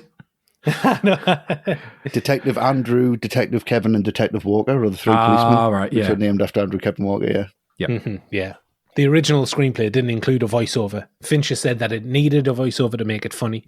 Yes. This is his description of the first act. He said, it's not a movie, it's not even TV, it's not even channel changing. It's like pull down windows. We've got to come up with a way that the camera can illustrate things at the speed of thought. It's almost conversational. It's as erratic in its presentation as the narrator is in his thinking. Yeah. It's And that's straight. perfect. But it's straight to the audience as well. I mean, it's like every other film that's done that before this has been taking the piss out of itself, like Alfie or Ferris Bueller, when they break the fourth wall and they're trying to talk directly to the audience. This is more like Silence of the Lambs, except they're just a bit more into the lens. Yeah, closer. Very good. Chuck Palahniuk loved the adaptation. He said that it streamlined his plot and as a result made it much more effective. Yeah. And there is quite a shocking story attached to the publicity trail for the film. Palahniuk was on the road. He was promoting the film when he got a call from his publicist, who told him that she just got a call from local police to say that his dad might be dead. Right. Oh, shit. When he made some further calls, he found out that his dad was, in fact, dead. He'd responded to a Lonely Hearts ad in the paper and took this woman out on a date. And her recently released from jail ex-husband followed them home, shot them both, and burned down the house. Fucking hell. Christ almighty. Yeah. So he says that story kind of still follows him and is an intrinsic part of Fight Club and the film. Yeah. And now for our final question from an ATRM patron. Mm-hmm. This one comes from Stuart Rea. Hi, Stuart. Hi, Stuart. Hello, Stuart. Stuart asks, besides the first rule of Fight Club, what do you think is the most memorable quote from the film? Loads to choose from, but I'm going to go for one of my favourite scenes, which we don't have time to cover elsewhere, and it's when Tyler drags out the guy from the convenience store and puts the gun to his head. Brilliant. Brilliant scene, and it's the bit where after he's run off and Tyler's justifying what he's done to the narrator, he says, tomorrow will be the most beautiful day of Raymond K. Hessel's life. His breakfast will taste better than any meal you and I have ever tasted. Yeah. Great. Always loved that. Wonderful line. Yeah, I was confused with that scene whenever I first watched it, thinking, that's fucking horrible. What'd you do that for? Yeah. And then you realise. He's liberated him. Yeah. I think there's just loads. I don't even think that when you quote a film, this isn't really a quote from a film. It's more of a statement within the world that the film exists. And it's you've got to understand Fight Club to quote from it, I think. You kind of adapt it to everyday life. You can't just pick it up. No, exactly. I think, they're not your fucking khakis, you're not the car you drive, you're not the money in your wallet. I think that whole speech is incredible. But I also just think I want you to hit me as hard as you can. It's such a simple line like that. Yeah. But it's the way I want you to hit me as hard as you can. And you're like, and you remember that and it reverberates. So pretty much for me, every line's pretty much memorable. Classic. But they stand out for me. The speeches, just the big sweeping statements, when they're made and they do land. Great. Well, I mean, mine is very, very basic, and it comes from not being too familiar with the film for years, having only seen it maybe once or twice. Right. As Stu pointed out, the first rule of Fight Club line, obviously iconic. Yeah. Mm-hmm. But it's the one that stuck out for me, and I'm not going to make any excuses for it. It is nice big cock. Brilliant. A nice big cock. There it is. Very memorable. Yep. And there are very few situations where you say that and you don't get a laugh. Yeah. And you're saying the writings are mature. Have a word with yourself. To finish on the screenplay, All said that Helena Bonham Carter's mother didn't want her to do the film because she thought the screenplay was a pollutant. Which, of course, it is. Fair enough. Yeah. So the second member of the crew we're talking about is Jeff Cronenwith. Yes. Cinematographer. Over to you, Westy. What do you think of his work? I think it's fantastic, but I think it is very, very David Fincher. I think it looks very, very similar to Seven. Darius Conchi shot that, and you can tell that Fincher knows exactly what he wants, and it's very, very similar to other directors that we've spoke about, who have a definitive look and a definitive style. Like Wes Anderson. Everyone knows that Robert Yeoman shoots it, but it's Wes Anderson, right? I mean, David Fincher's David Fincher. You could look at Seven, and then you look at Fight Club, and then you look at even like Girl with the Dragon Tattoo. They're a very similar vibe, very similar energy, very similar tone. It's the director's vision, isn't it? It definitely is. And I think Jeff Cronenwith does an incredible job. I think he's absolutely fantastic in this. I think he delivers exactly what he needs to deliver. Every shot is engaging. The camera moves where it needs to. The CGI is, as you said, Luke, it's barely noticeable. And when it's in there for a reason. Camera movements are in there for a reason. There's techniques that are used in this that should bring the viewer out of it. Matt said it earlier, when things just shake and you see cigarette burns and you see, it's almost pulling the curtain back and showing you what happens behind the scenes. This is, it's spliced together and the audience doesn't know anything about it. And we're going to do this and we're going to do this. Yeah, there's close-ups. There's just incredible light. And where I've said before, it's pretty much pitch black in Fight Club and it still works. They're standing on the door at Paper Street when they're coming out, and the clarity of this, because it's shot spherical 35mm on the Panaflex, it just looks incredibly crisp, and it's very big, and it's very wide. And for anyone who's interested, he doesn't go any tighter than a 40mm. What does that mean exactly, Westy? Well, there's 50mm if you go on photography terms, or on a 35mm film, that is what your eye sees as 50. Okay. That's your vision. So he goes to a 40, and every Wes Anderson film's shot on 40, pretty much. Okay. Godfather was shot on 40. But he doesn't go close on the lenses. He keeps everything wide, so you're involved in the environment. Like you've said, Luke, like you can smell it, you're part of it. There's no part of the environment or the production design where you go, I don't want to see more of that. So all the lenses stay pretty wide, 21, 27, 35 and 40. So they use 4 lenses on it, but nothing's close. Even up close up, you still see the environment. You still see what he's doing with it. And that's hard to pull off because you've got to make sure everything in the frame works. And he does. He does an incredible job. Obviously, his dad shot Blade Runner, so he knows what he's doing. Yes, right. So, yeah, fantastic work. Yeah, that's right. Yeah, Jordan Cronenworth, he shot Blade Runner. He did, yeah. That was his dad. Yeah. Jordan was the original DP on Alien 3, but had to leave due to illness. That's right, yeah. Right. And this was Jeff Cronenworth's first feature. Ridiculous, that. I know, it's crazy, isn't it? Ridiculous. He'd worked on the set of other Fincher films before, like doing like second unit work, and shot some of his music videos as well. Yeah. When he got the call from Fincher about Fight Club, he assumed that he'd be doing second unit work, but obviously Fincher installed him in the hot seat. Good. For the look of the film, Cronenworth said, in all of the normal reality situations, the look was supposed to be fairly bland and realistic. For the scenes when he is with Tyler, though, David wanted the look to be more hyper-real, in a torn-down, deconstructed sense, a visual metaphor of what the narrator is heading into. Definitely does that. Great. Matt, what are your thoughts on Jeff Cronenworth's work? Yeah, it's excellent. There seems to be this like visible sickly yellow tinge to so many of the scenes. Yeah, it's quite green as well, isn't it? It is. It's quite green. It's almost like nicotine stained at times. Yeah, it definitely is. And it goes back to that question about Fincher bringing this visceral sense to this film that you can smell it. And I think Cronenworth has to get huge credit for that. I mean, the way he shoots everyone seems to have like really sunken eyes. I think everyone apart from Tyler looks ill and tired, and I'm sure makeup helped with that as well. But the way it's lit, I just find it really striking, really visceral. Like, I do feel like I kind of need to have a shower after it. It's like, it's reached out and it's grabbed me, which it sounds horrible, but that's praiseworthy, to be honest. If like the look of film can have that effect on you. Where do you start with that? Yeah, exactly. Where do you start? And honestly, I think like the last thing I would say about him is this film is constantly looking at things that are gruesome or horrible or incredibly violent, but I can't look away because I think Cronenworth, hand in hand with Fincher, avoids making them feel gratuitous. There's something about them compelling. I agree with that. It's the montage sequences as well for me, the way he frames them, and even just the split-second shot. You know, when the narrator, he puts his hand up and he's shouting at the taxi, but the plane is over ahead of him. It's great. And it's like it's 2 seconds. Yeah, just bang, and that's part of a montage where it's just increasingly impressive. Yeah, incredible work. Yeah.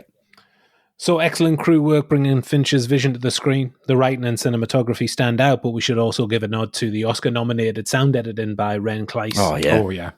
Great. Production design by Alex McDowell and editing by James Haygood. Yeah. Yes, brilliant. The end. The third act of the film brings with it Tyler's recruitment drive. He builds himself a fiercely loyal army and gets to work on his master plan. Project Mayhem. In Tyler we trust. Matt, over to you. Well, this is when things take a big turn for the worse. I mean, the narrator arriving home to find them cracking open a beer is either about to stick the match on, but no, toast themselves because of the big smiley face they've set light on the building. It's everything from now on is just such an escalation. It's gone from stuff that was criminal, but kind of low key and kind of funny, to stuff that is now starting to border on like terrorism, basically. Yeah, you know, it's boiling over now, isn't it? It's boiling over, breaking into a building, doing stuff like that. You know, this is stuff that very feasibly could kill someone now. And it's just this whole gathering sense of things starting to spiral out of control for the narrator. He doesn't know what Project Mayhem is. No one's allowed to tell him. He's starting to feel like he's on the outside. All these events are happening seemingly without his knowledge. And it's the same with that attack on Commissioner Jacobs, the police chief, when they drag him in the toilet stall. Threatening to cut his balls off if he doesn't deny that Fight Club exists. Like, that's the film that feels the most dangerous to me. It's quite Clockwork Orange. You know, I get that vibe from it. Also, I think this scene had to influence Nolan when he made The Dark Knight. You know, the scene where the Joker bursts into the fundraiser party. Yeah. Really feels like that as well. And the crucial thing is, at this point, I don't think the film is ever funny anymore. All the jokes have stopped. Yeah. Because to see these threats being carried out by this bunch of people, predominantly young guys, and when they're all dressed up as the servant staff, they do look like they're wearing a uniform, and they all look pretty cool. A lot of them look really like chiseled and handsome. But essentially, this private army who aren't scared of the police, it's the one moment of the film I think, yeah, this feels dangerous. I think back to the hysteria this film caused about, you know, are people going to be influenced by this? this is the moment where I think, you know what, maybe they did have a point, because this is quite tough stuff to watch, I think. Mm-hmm. I think for me, this is where the film starts to sag a little bit. Right. It's passed over. The humor's gone out of it. And this is where I feel it does turn a little bit juvenile. Yeah. For me. Mm-hmm. For some reason, I have a real deep dislike for Jared Leto. I don't know what it is. No, okay. I do, to be fair. Just generally. Yeah. So I want to talk about the scene where Angel Face gets his ass kicked by the narrator. Don't mind the guy. 30 Seconds to Mars, not a big fan. Yeah, definitely not. Oh. Yeah, I've never been a big fan. I really can't put my finger on it. There's no rhyme or reason to it. I just don't like him. Fair enough. If I had to fight a celebrity, it may well be Leto. Like this as well. Pulverize him. Yeah. You love it. I mean, he'd obviously whip me ass, but I'd get him a couple of good shots, I Of think. course you will. The narrator exercising Jack's inflamed sense of rejection in this scene beats the living shit out of Angel Face, and it's a really disturbing scene. Yeah. I think the sound design, again, is great here because all the background noise kind of drowns out, and all you can hear is that horrific crunching sound of knuckle against bone. Yeah. And we know that he's gone way too far because this is the only time that the crowd, who are usually baying for blood, are horrified at what they're seeing. Silent, isn't it? Yeah. Yeah, horrific. Leto said that during this scene, Norton caught him a couple of buttes in the face. But how the scene looks in the film was heavily edited at the request of the studio. Fincher said that Angel Face's nose split open down the centre and a kind of jelly-like bubble of blood gushes out like a volcano. Oh. Nice. And the cast and crew avoided him on this particular day because Botine's prosthetic was so grotesque. That would have been amazing, though. I want to see that. I mean, it is, even without that, it's probably the most shocking moment in the film. It When is he's horrific. when it's finished and he's moaning, he's like, he looks like Sloth out the Goonies, with he blood does, all over his face. Yeah, he does. It's horrible. Yeah, I mean, the whole sequence, like you said, it does start to unravel a little bit, and it is hard to lose track. And you do think that they're just a bunch of kids running around with bombs, and you just go, "Oh Christ!" They've kind of lost track of what's going on. But then the narrator's lost track of what's going on as well. So we as an audience don't have a clue what's happening. But I just love the way this all comes together and how our confusion is his confusion, and everyone else just their confusion is a different kind of confusion that you don't understand until you watch it a second time. Yeah, and it's really, really well done and really well layered. And it's when Bob comes back and he's been shot, and everything was perfect, and we had it there. And that guy, I can't remember his name, but he's fantastic. He's great in Mindhunter as well. Holt McCallany or something? Holt McCallany, he's great in this. He's just like pretentious in his delivery of stuff, where he just believes in it so much, where it's really like, it's almost cringy the way he delivers his lines. He's just like, I understand it. Okay. And he has to deliver, and he does such a great job with it. And his wigs are terrible all the way through. The wigs, the one in the public bathroom. Don't fuck with us. And he's on the right hand side, and it's just like a mop on top of his head, like a black mop. But he's great in this. And then you just think, oh, not Bob. But then you think, well, because he obviously doesn't fit in. He wanted to leave immediately. He gets talked back into coming in there. He's not part of it. He doesn't believe in it. He's just going along with it because he's got nothing else. And I think that's really tragic for the character, and then really tragic for what happens. You know, the bit when they're putting up at the billboard, though, and they're like, you can fertilize your lawn with motor oil. And his slide off there is one of my favorite things ever. I think I've ever seen. It's just incredibly good. Again, there's that mentality that's labeled here, and you just either, this is where you buy into it, or it sags for you, which obviously sags for you. Look, where everyone's bought into Project Mayhem, and if you haven't bought into it, it kind of loses you. But it shows their mentality of just like, his name is Robert Paulson, so they're finding reason in anything. They're finding reason in death. In Project Mayhem, in death, you have a name. His name is Robert Paulson, and they're just kind of repeating it as a mantra, isn't it? As a cult, as like, drink the Kool-Aid, and that's where this is all gone, and that's where this is all going. And I really like that. I like the way that people can be formed that quickly to that mentality. A lot of people are lost, and a lot of people are looking for something to believe in. And I think that's what this is saying. And if you want to believe in something, it can be really fucking dangerous. Yeah, very much. That's what works for me in this whole sequence. And Bob, I don't think he bought into it 100%, and he wasn't ready for it. And that's what happens. Brad Pitt said, I grew up in the Bible Belt, and it's exactly the same thing at a revival. Yeah. That energy takes over, and people say that's God, but it's the energy of a mob. It is, yeah. It's a mentality, isn't it? Yeah. So with Project Mayhem in full swing, the narrator begins to unravel in Tyler's absence. He is Jack's broken heart. This leads to one of the most memorable reveal endings in modern cinema. Yep. Matt, do you think? Well, Unfortunately, this is where the film does take a big downward step for me, and it doesn't really recover because it's just a simple thing and it's just a personal one, but I just don't like the twist at all. I don't buy it. I just think it's silly. Whether he's been narrating to himself in his own head or actually talking out loud to himself, I don't buy that the narrator would have this power over so many people. When they see him hitting himself, they would just think, what a weirdo, and avoid him. They wouldn't end up hanging on his every word. And there's no way he could go through the rest of the film with this split personality and they not go at some point, hang on, why are we listening to this guy? Yeah. What is he going on about? He's clearly nuts. It just doesn't work for me. And it's one of these things where it's this disparity between the writing and the directing, because Fincher tries his best to make it work. And he did so much. And we've talked about some of the moments that he drops in visually to give clues, and they're excellent. It just doesn't convince me. It's not the type of twist where you go back and you think, oh, God, I see this scene in a different light now. It's not like The Sixth Sense or The Usual Suspects in that way, where I want to go back and put all the pieces together and feel that it's, a really satisfying rug pull. And the problem is that twist then powers the last third of the film. Yeah. And I don't think Fight Club is an overlong film, but I think by this point, because there's been so much style brought with by Fincher, it starts to feel like it's just running on fumes a little bit, because now it's like, we've got to stop the bomb from going off. And I just think that's such like a downturn from what we've seen previously. And honestly, I just feel cheated by it, to be honest. I don't feel like it's particularly treated me with any kind of intelligence. And like I've said, I've never read the book. I suspect it's something that works much better on the page, where it's literal narration that you're reading that then turns in on itself. It doesn't work on film for me, and everything just feels torpedoed from this point on, unfortunately. Okay. Oof, hot take. Hot take. Sorry. Sorry. I am Jack's heartbreak. Well, I mean, I don't have as much of a problem with it as you seem to have, Matt. And maybe it's just because I've accepted it. Yeah, it's something in a film that I haven't really cared for before, so I've just accepted it. But I like the moment where the narrator catches up with Marla and they go to the diner. Yeah. Marla is dumbfounded that anything ordered is free of charge. Why is anything free of charge? But that thought quickly goes and she orders pretty much everything on the menu. Clam chowder, fried chicken, baked potato with everything on it, and chocolate pie.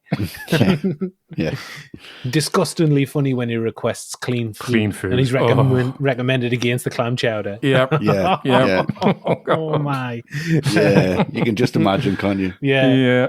HBC is great here. She's completely broken by the narrator, even though there is a slight glimmer of hope for a moment.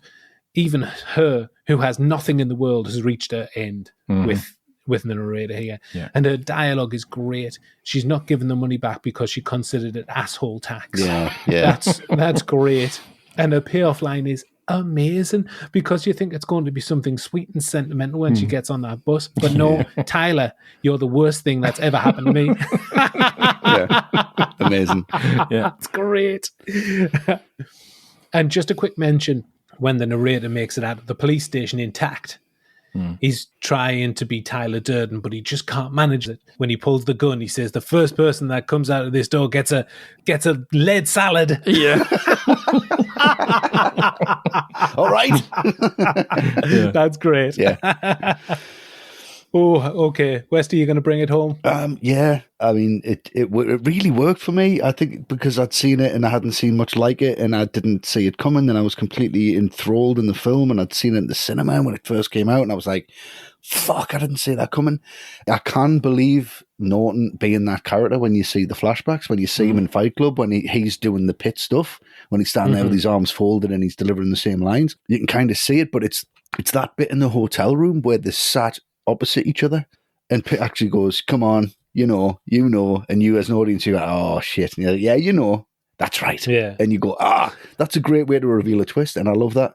But the scene I'm going to talk about is just the very end. He shoots himself, gets rid of Tyler, and Tyler's like, what's that smell? And just the back of his head's blown out, and just that fall from Pitt's incredible, and you know he's out of there. Norton's great in that moment. It's absolutely wonderful. There's just this real stillness to it. And there's that final shot, which was designed by Robert Dr. Bailey. Right. That's his name. His middle name's Doctor. I think his name's Dr. Bailey in inverted commas, so that's his nickname, I guess. He's the doctor. But he worked on this shot for 14 months. Wow. and there was 4 million separately animated digital elements in this Holy shot shit. of the banks getting blown up and falling down with Looks incredible. narrator. It does. It really, really does, and it works. And again, we're talking about the sound design, just them explosions, and you just go, pff, and again, the dialogue. You met me in a very really strange time in my life. Is fantastic. It's a great last line. Yeah, it is a great last line. It's probably the only time I've liked the Pixies as well. I've really tried. I've really tried to get into the Pixies, and I just cannot do it. But that tune on that at the end, Where Is My Mind, for that, it's just fantastic. Absolutely works, and it comes home. And you think, well, is this actually happening? Did I actually see all this? Is this real? Because did that actually? And then you just see a cock spliced in, and you're like, is he taking the piss? I don't know. Yes, he is. Of course he is. But did they set all the charges? Did that actually happen? Did what you saw? And that's what I love about it. It just leaves it so open-ended. It doesn't take itself seriously. It's about being focused on what you believe in and what you want to do, and ignoring everything around you, not letting it make so much of an impact on your life. I think that's what the film is trying to say, is trying to be somebody and be something original. Don't just follow what you think you need to follow. At the time, it just had this real energy that I still get from it now. So on the brink of economic equilibrium, the narrator finally frees himself of Tyler's hold with a sliver of optimism that Marla is by his side. Or is she? Reception and awards. Fight Club opened at the Venice Film Festival in 1999. Norton and Pitt were very confident going in. They shared a joint. Of course they did. Amazing. And they sat down for the screening right next to the man who ran the entire festival. But the film went down like a lead balloon with the audience. The festival head squirmed in his seat for 30 minutes, then left after the grade school line, naturally. Wow. Yeah. And there was a deathly silence when the credit rolled. Pitt said, later on, he said, for the first time I didn't care what anyone thought because I was so ecstatic with the final product. It was beyond expectation. Yeah. Fight Club didn't get the marketing that Fincher believed it deserved. Fox relied heavily on the blokes beating each other up angle and placed ads in the likes of wrestling and UFC events. Yeah. Unbelievable. I mean, come on, guys. To make matters worse, critical reception for Fight Club was a very, very mixed bag. The Evening Standard said that the film was an inadmissible assault on personal decency and said that the fight scenes were grotesquely explicit and pornographically amplified. Wow, okay. Entertainment Weekly called it a dumb and brutal shock show of a movie. And our pal, the late great Roger Ebert, how do you think he felt about it? Oof, 2.5. 2.5 out of 4? I reckon 1.5. I don't think he liked it. Split the difference, he gave it 2 out of 4. Right. Okay. He called it a thrill ride masquerading as philosophy. Right, yeah. Which is what it is. Yeah. However, Empire magazine was a big believer in Fincher's film. It gave Fight Club 4 out of 5, saying great performances, stunning visuals, and a plot like nothing you've ever seen. One of the films of the year. It also gave Bonham Carter the Empire Award for Best British Actress. And in 2020, they ranked Tyler Durden as the 8th greatest movie character of all time. Wow. High praise indeed. The film was nominated for 1 Oscar, Best Sound Editing, but it lost out to The Matrix. You know, I get that. That's fair enough. That's fair enough. Yeah. Controversy surrounded the film upon release. On a budget of $65 million, it returned a very modest $101 million. Still made money, but that is a disappointment. Yeah. Rosie O'Donnell might be a reason for that. Right. She disliked the film so much that she revealed the twist ending on a popular daytime TV show, something that Brad Pitt said was unforgivable. Yeah. Because she didn't like it, so to spoil it for everyone. I'm sure it's not all Rosie O'Donnell's fault, but... Wouldn't have helped. No, definitely Wasn't going to help. She didn't help it. No. But there was a quick shift in popularity for the film. It came out when DVDs were a relatively new idea and was crammed full of extras. Yeah. Word of mouth spread throughout the film community and it became a cult classic pretty much instantly. Yeah. It won the Best DVD and Best Special Features by the Online Film Critics Society and sold over 6 million copies on DVD in the first 10 years of its release. Yeah. And I've got the soundtrack that's just come out. It's been reissued on vinyl, the Dust Brothers soundtrack. Right. And I got it from Monzo, but you have to literally rip the actual vinyl cover. Really? To get the vinyl out of it, you have to rip the packaging. I'm guessing that you haven't done that. No, I haven't. Of course you haven't. You're going to have to buy Still 2. in the wrap. Yeah. And you have to literally rip it like an Amazon package. That's really Fight Club. Of course it is, yeah. In the years that followed, Fight Club continued to cause controversy, inspiring fight clubs to pop up all over the world, including in some religious circles where parishioners were encouraged to beat up the flesh and believe the gospel of grace. Wow. Outrageous stuff. Yeah. Now that the dust has settled, Fight Club has a Rotten Tomatoes rating of 79% and a huge IMDb score of 8.8 out of 10, making it the 11th best film ever made, according to those guys. Wow. So playing the long game, Fight Club remains a firm favourite among movie fanatics, but of course, they don't talk about it. No. All the Right Movies ranking. The big reveal for the podcast rivals Fight Club's reveal in many ways. Riveting, unexpected, and disliked by a certain number of people. Yeah. I'm sure. Yeah. It is the All the Right Movies ranking, our summary and score out of 10. Matt, why don't you light the fuse? So I hadn't watched this for about 6 years, something like that. So Okay. coming back to it was a real reminder of lots of things about it. One thing was how frustrating it can be at times, because to use the cliche, it is for me very much style over substance. I think the visual flair that Fincher brings is incredible. Pitt is outrageous. Norton is really grounded. I like Bonham as well. I absolutely love those montage sequences. All that is great. All that really works for me. And that's the style. But when it comes to substance, that's where I think the film is lacking. You know, Fincher is like sprinting with this film, with all the material he's got. Yeah. He's sprinting with it. But the writing is just dragging him back, because I do find it quite hollow underneath everything that Fincher brings to it. And style over substance isn't necessarily a bad thing. It just goes back to that point I made earlier. Fight Club does have this aura. And this maybe is me commenting on other people's kind of latching onto this. But it does have this aura that it thinks it's a bit special. It thinks it's a bit more profound and deep than I think it is. I personally don't get that at all. Combine that with the twists in the final third, which does start to fall apart a bit for me. And ultimately, there's just no character in this film that's really worth investing in emotionally, or has an arc. So it's very fitting, because this film does actually have a split personality. There's loads of really good stuff, but there is some not great stuff pulling it back. But I think ultimately, having said all that, it's still such a one-off. It's still such a product of a time when studios would invest in risky ideas a lot more freely than they would do today. And you've got to respect the fact that it inspires so much divisive opinion that it gets an extra mark for me. So it ends up with an 8. Okay. That's a fair score, I think. Is it? Is it? Appreciate what you're saying, Matt.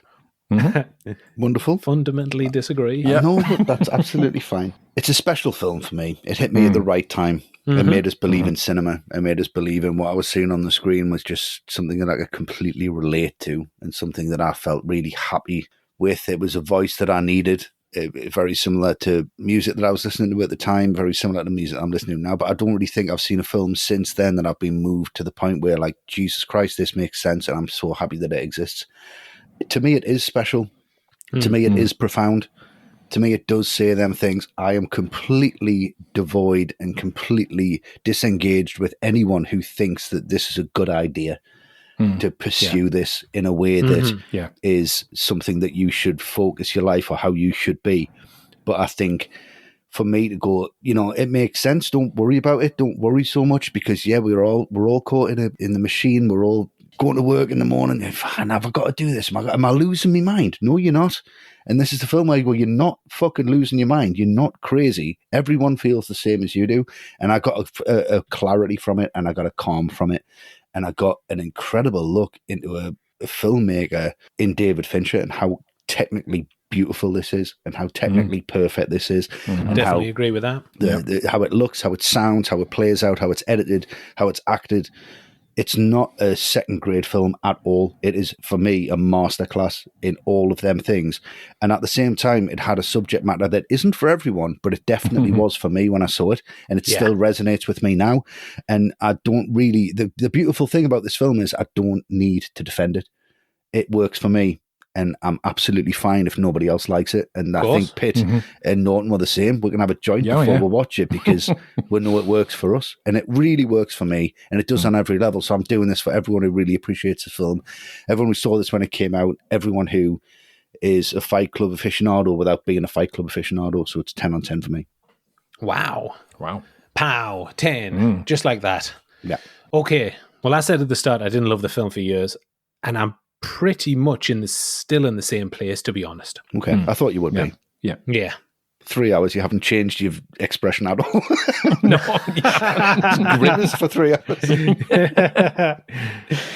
You know, Fincher is a master director, and I can certainly appreciate what he brought to the party here. Mm-hmm. There are moments that really stand out, and it is an entertaining film, but it kind of falls off the cliff a little bit in that third act for me. I think that Fincher has done half a dozen better films. Right. For me. I do like all the performances, particularly Bonham Carter. Pitt's another level. Mm-hmm.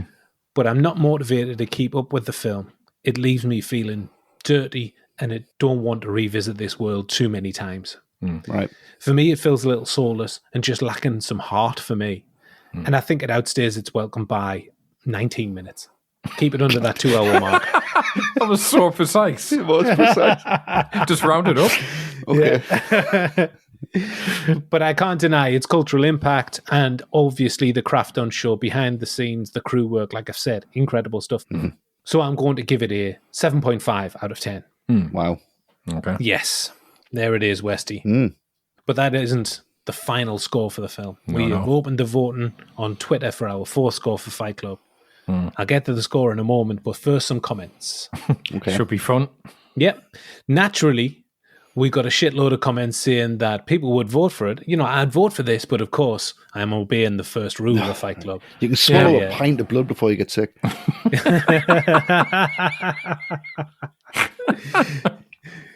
I mean, there were dozens and dozens of those comments. Yeah. So our first comment comes from Tor Andre Garansrud at allheims. Okay. And Tor Andre said, I like parts of it. I like the way it builds its story. I like Norton in the lead, but the ending just irritated me. Right. Yeah. It's just too much, over the top, and the film is maybe too filthy, sweaty, and gritty. Tor Andre also said, if this is masculinity, I want nothing of it. Yeah. And Hotshot Hamish at Hotshot Hamish 1 said 5. Really disliked it. Fincher's worst film by a mile. Trite message hammered home by a drunken sixth former. Worse than The Curious Case of Benjamin Button. Jesus Christ. Yeah, surely not. And finally, we're ending with Mr. Mart at Mullins Martin, who simply said, masterpiece. Yes, now we're talking. Now you're talking. So, different ends of the spectrum there, and I think we've covered that range on the spectrum with our comments as well. Yeah. A mixed bag, polarizing 24 years on still. Yeah. Yeah. So what do you think the film averaged out of 10 for our Twitter faithful? I'm going to say 9. I'll go 8.5. Westy, bang on the money. Got a big time 9 out of 10. Big time 9. All right, nice. So that leaves Fight Club with an overall score of 34.5 out of 40. Polarizing. Very divisive, polarizing, this film. Yeah. Yeah. Not surprising, that score, because you love it or hate it. Yeah. Still, very interesting to talk about, though, and get everyone's Absolutely. take on it. Yeah, it's great. You can see where Fight Club ranks against all the other films that we've covered over the last 4 years on the podcast by visiting alltherightmovies.com/leaderboard. As mentioned at the top of the show, you can sign up to be an All the Right Movies Patreon supporter by visiting patreon.com/alltherightmovies. You get access to that huge glut of podcasts that we mentioned that is in our podcast archive. Have a say on what films that we cover and the score that they get. Also, you can buy our podcast individually on our website, and that is alltherightmovies.com. Absolutely. That's your homework assignment for this week. Don't forget that if you are an ATRM patron or you do subscribe to us on Twitter, you can be part of our exclusive, expanding Twitter community. Yep. Join us next time on All the Right Movies when John, Matt, and Westy will be revisiting Christopher Nolan's magical The Prestige. Lovely. A great film, bound to be an even better show, right, guys? Absolutely, yeah. Looking forward to that one. Excellent, yeah. Our most recent Patreon exclusive podcast is on 2 Harrison Ford 80s classics, Witness and Frantic. So become a Director's Chair tier patron to listen to that. A great show, a little spiky in our opinions on that one as well. Yeah, exactly. Yes, it was. Frantic Club. Yeah. Disgusting. Ill. Sick. Filth. Yeah. See, they're going to have to sign up to understand that joke now. There you are. There you are. That's from Let's just leave it there. an episode way back. Sign up and find out which one we mean. Yeah, you'll have to delve through all of them to find out. We're not going to give it away. No, we're not. It was great. And if that wasn't enough, we've got content coming out on social media every day. Mm-hmm. On Twitter, we are at ATRightMovies. I can't tell you how good the making of threads are on there. Oh, so you'll outrageous. have to go on there and check it out for yourself. Good. Outrageous. On Instagram and Threads, we are at @all_right_movies, at All the Right Movies on TikTok. Join our Facebook group and join in on the discussions there. Yep. Subscribe to our YouTube channel and like our videos. They go up regularly and are very high class. Of course they are. And if you like the podcast, we'd love if you could give us a rating on Apple Podcasts and Spotify. Positive for preference. Yes. Yeah. Don't waste your time otherwise. No. Yeah, don't bother. Yeah, don't bother on a 3. Just, log in for a 5. Why not? 5 or nothing. Yeah. And our website, with loads of great articles going up regularly, is alltherightmovies.com. Mm-hmm. Loads to chew on there. Yeah. There is. And that is a wrap, everybody. Mm-hmm. We're off to Starbucks on our way to IKEA to buy some Erica Picari dust ruffles. Yeah, and some fucking khakis. Thank you for listening. You'll be hearing from us again in 2 weeks on The Prestige. Bye, everyone. Yes, thank you very much for listening, guys. Thank you, really guys. Appreciate it. Bye.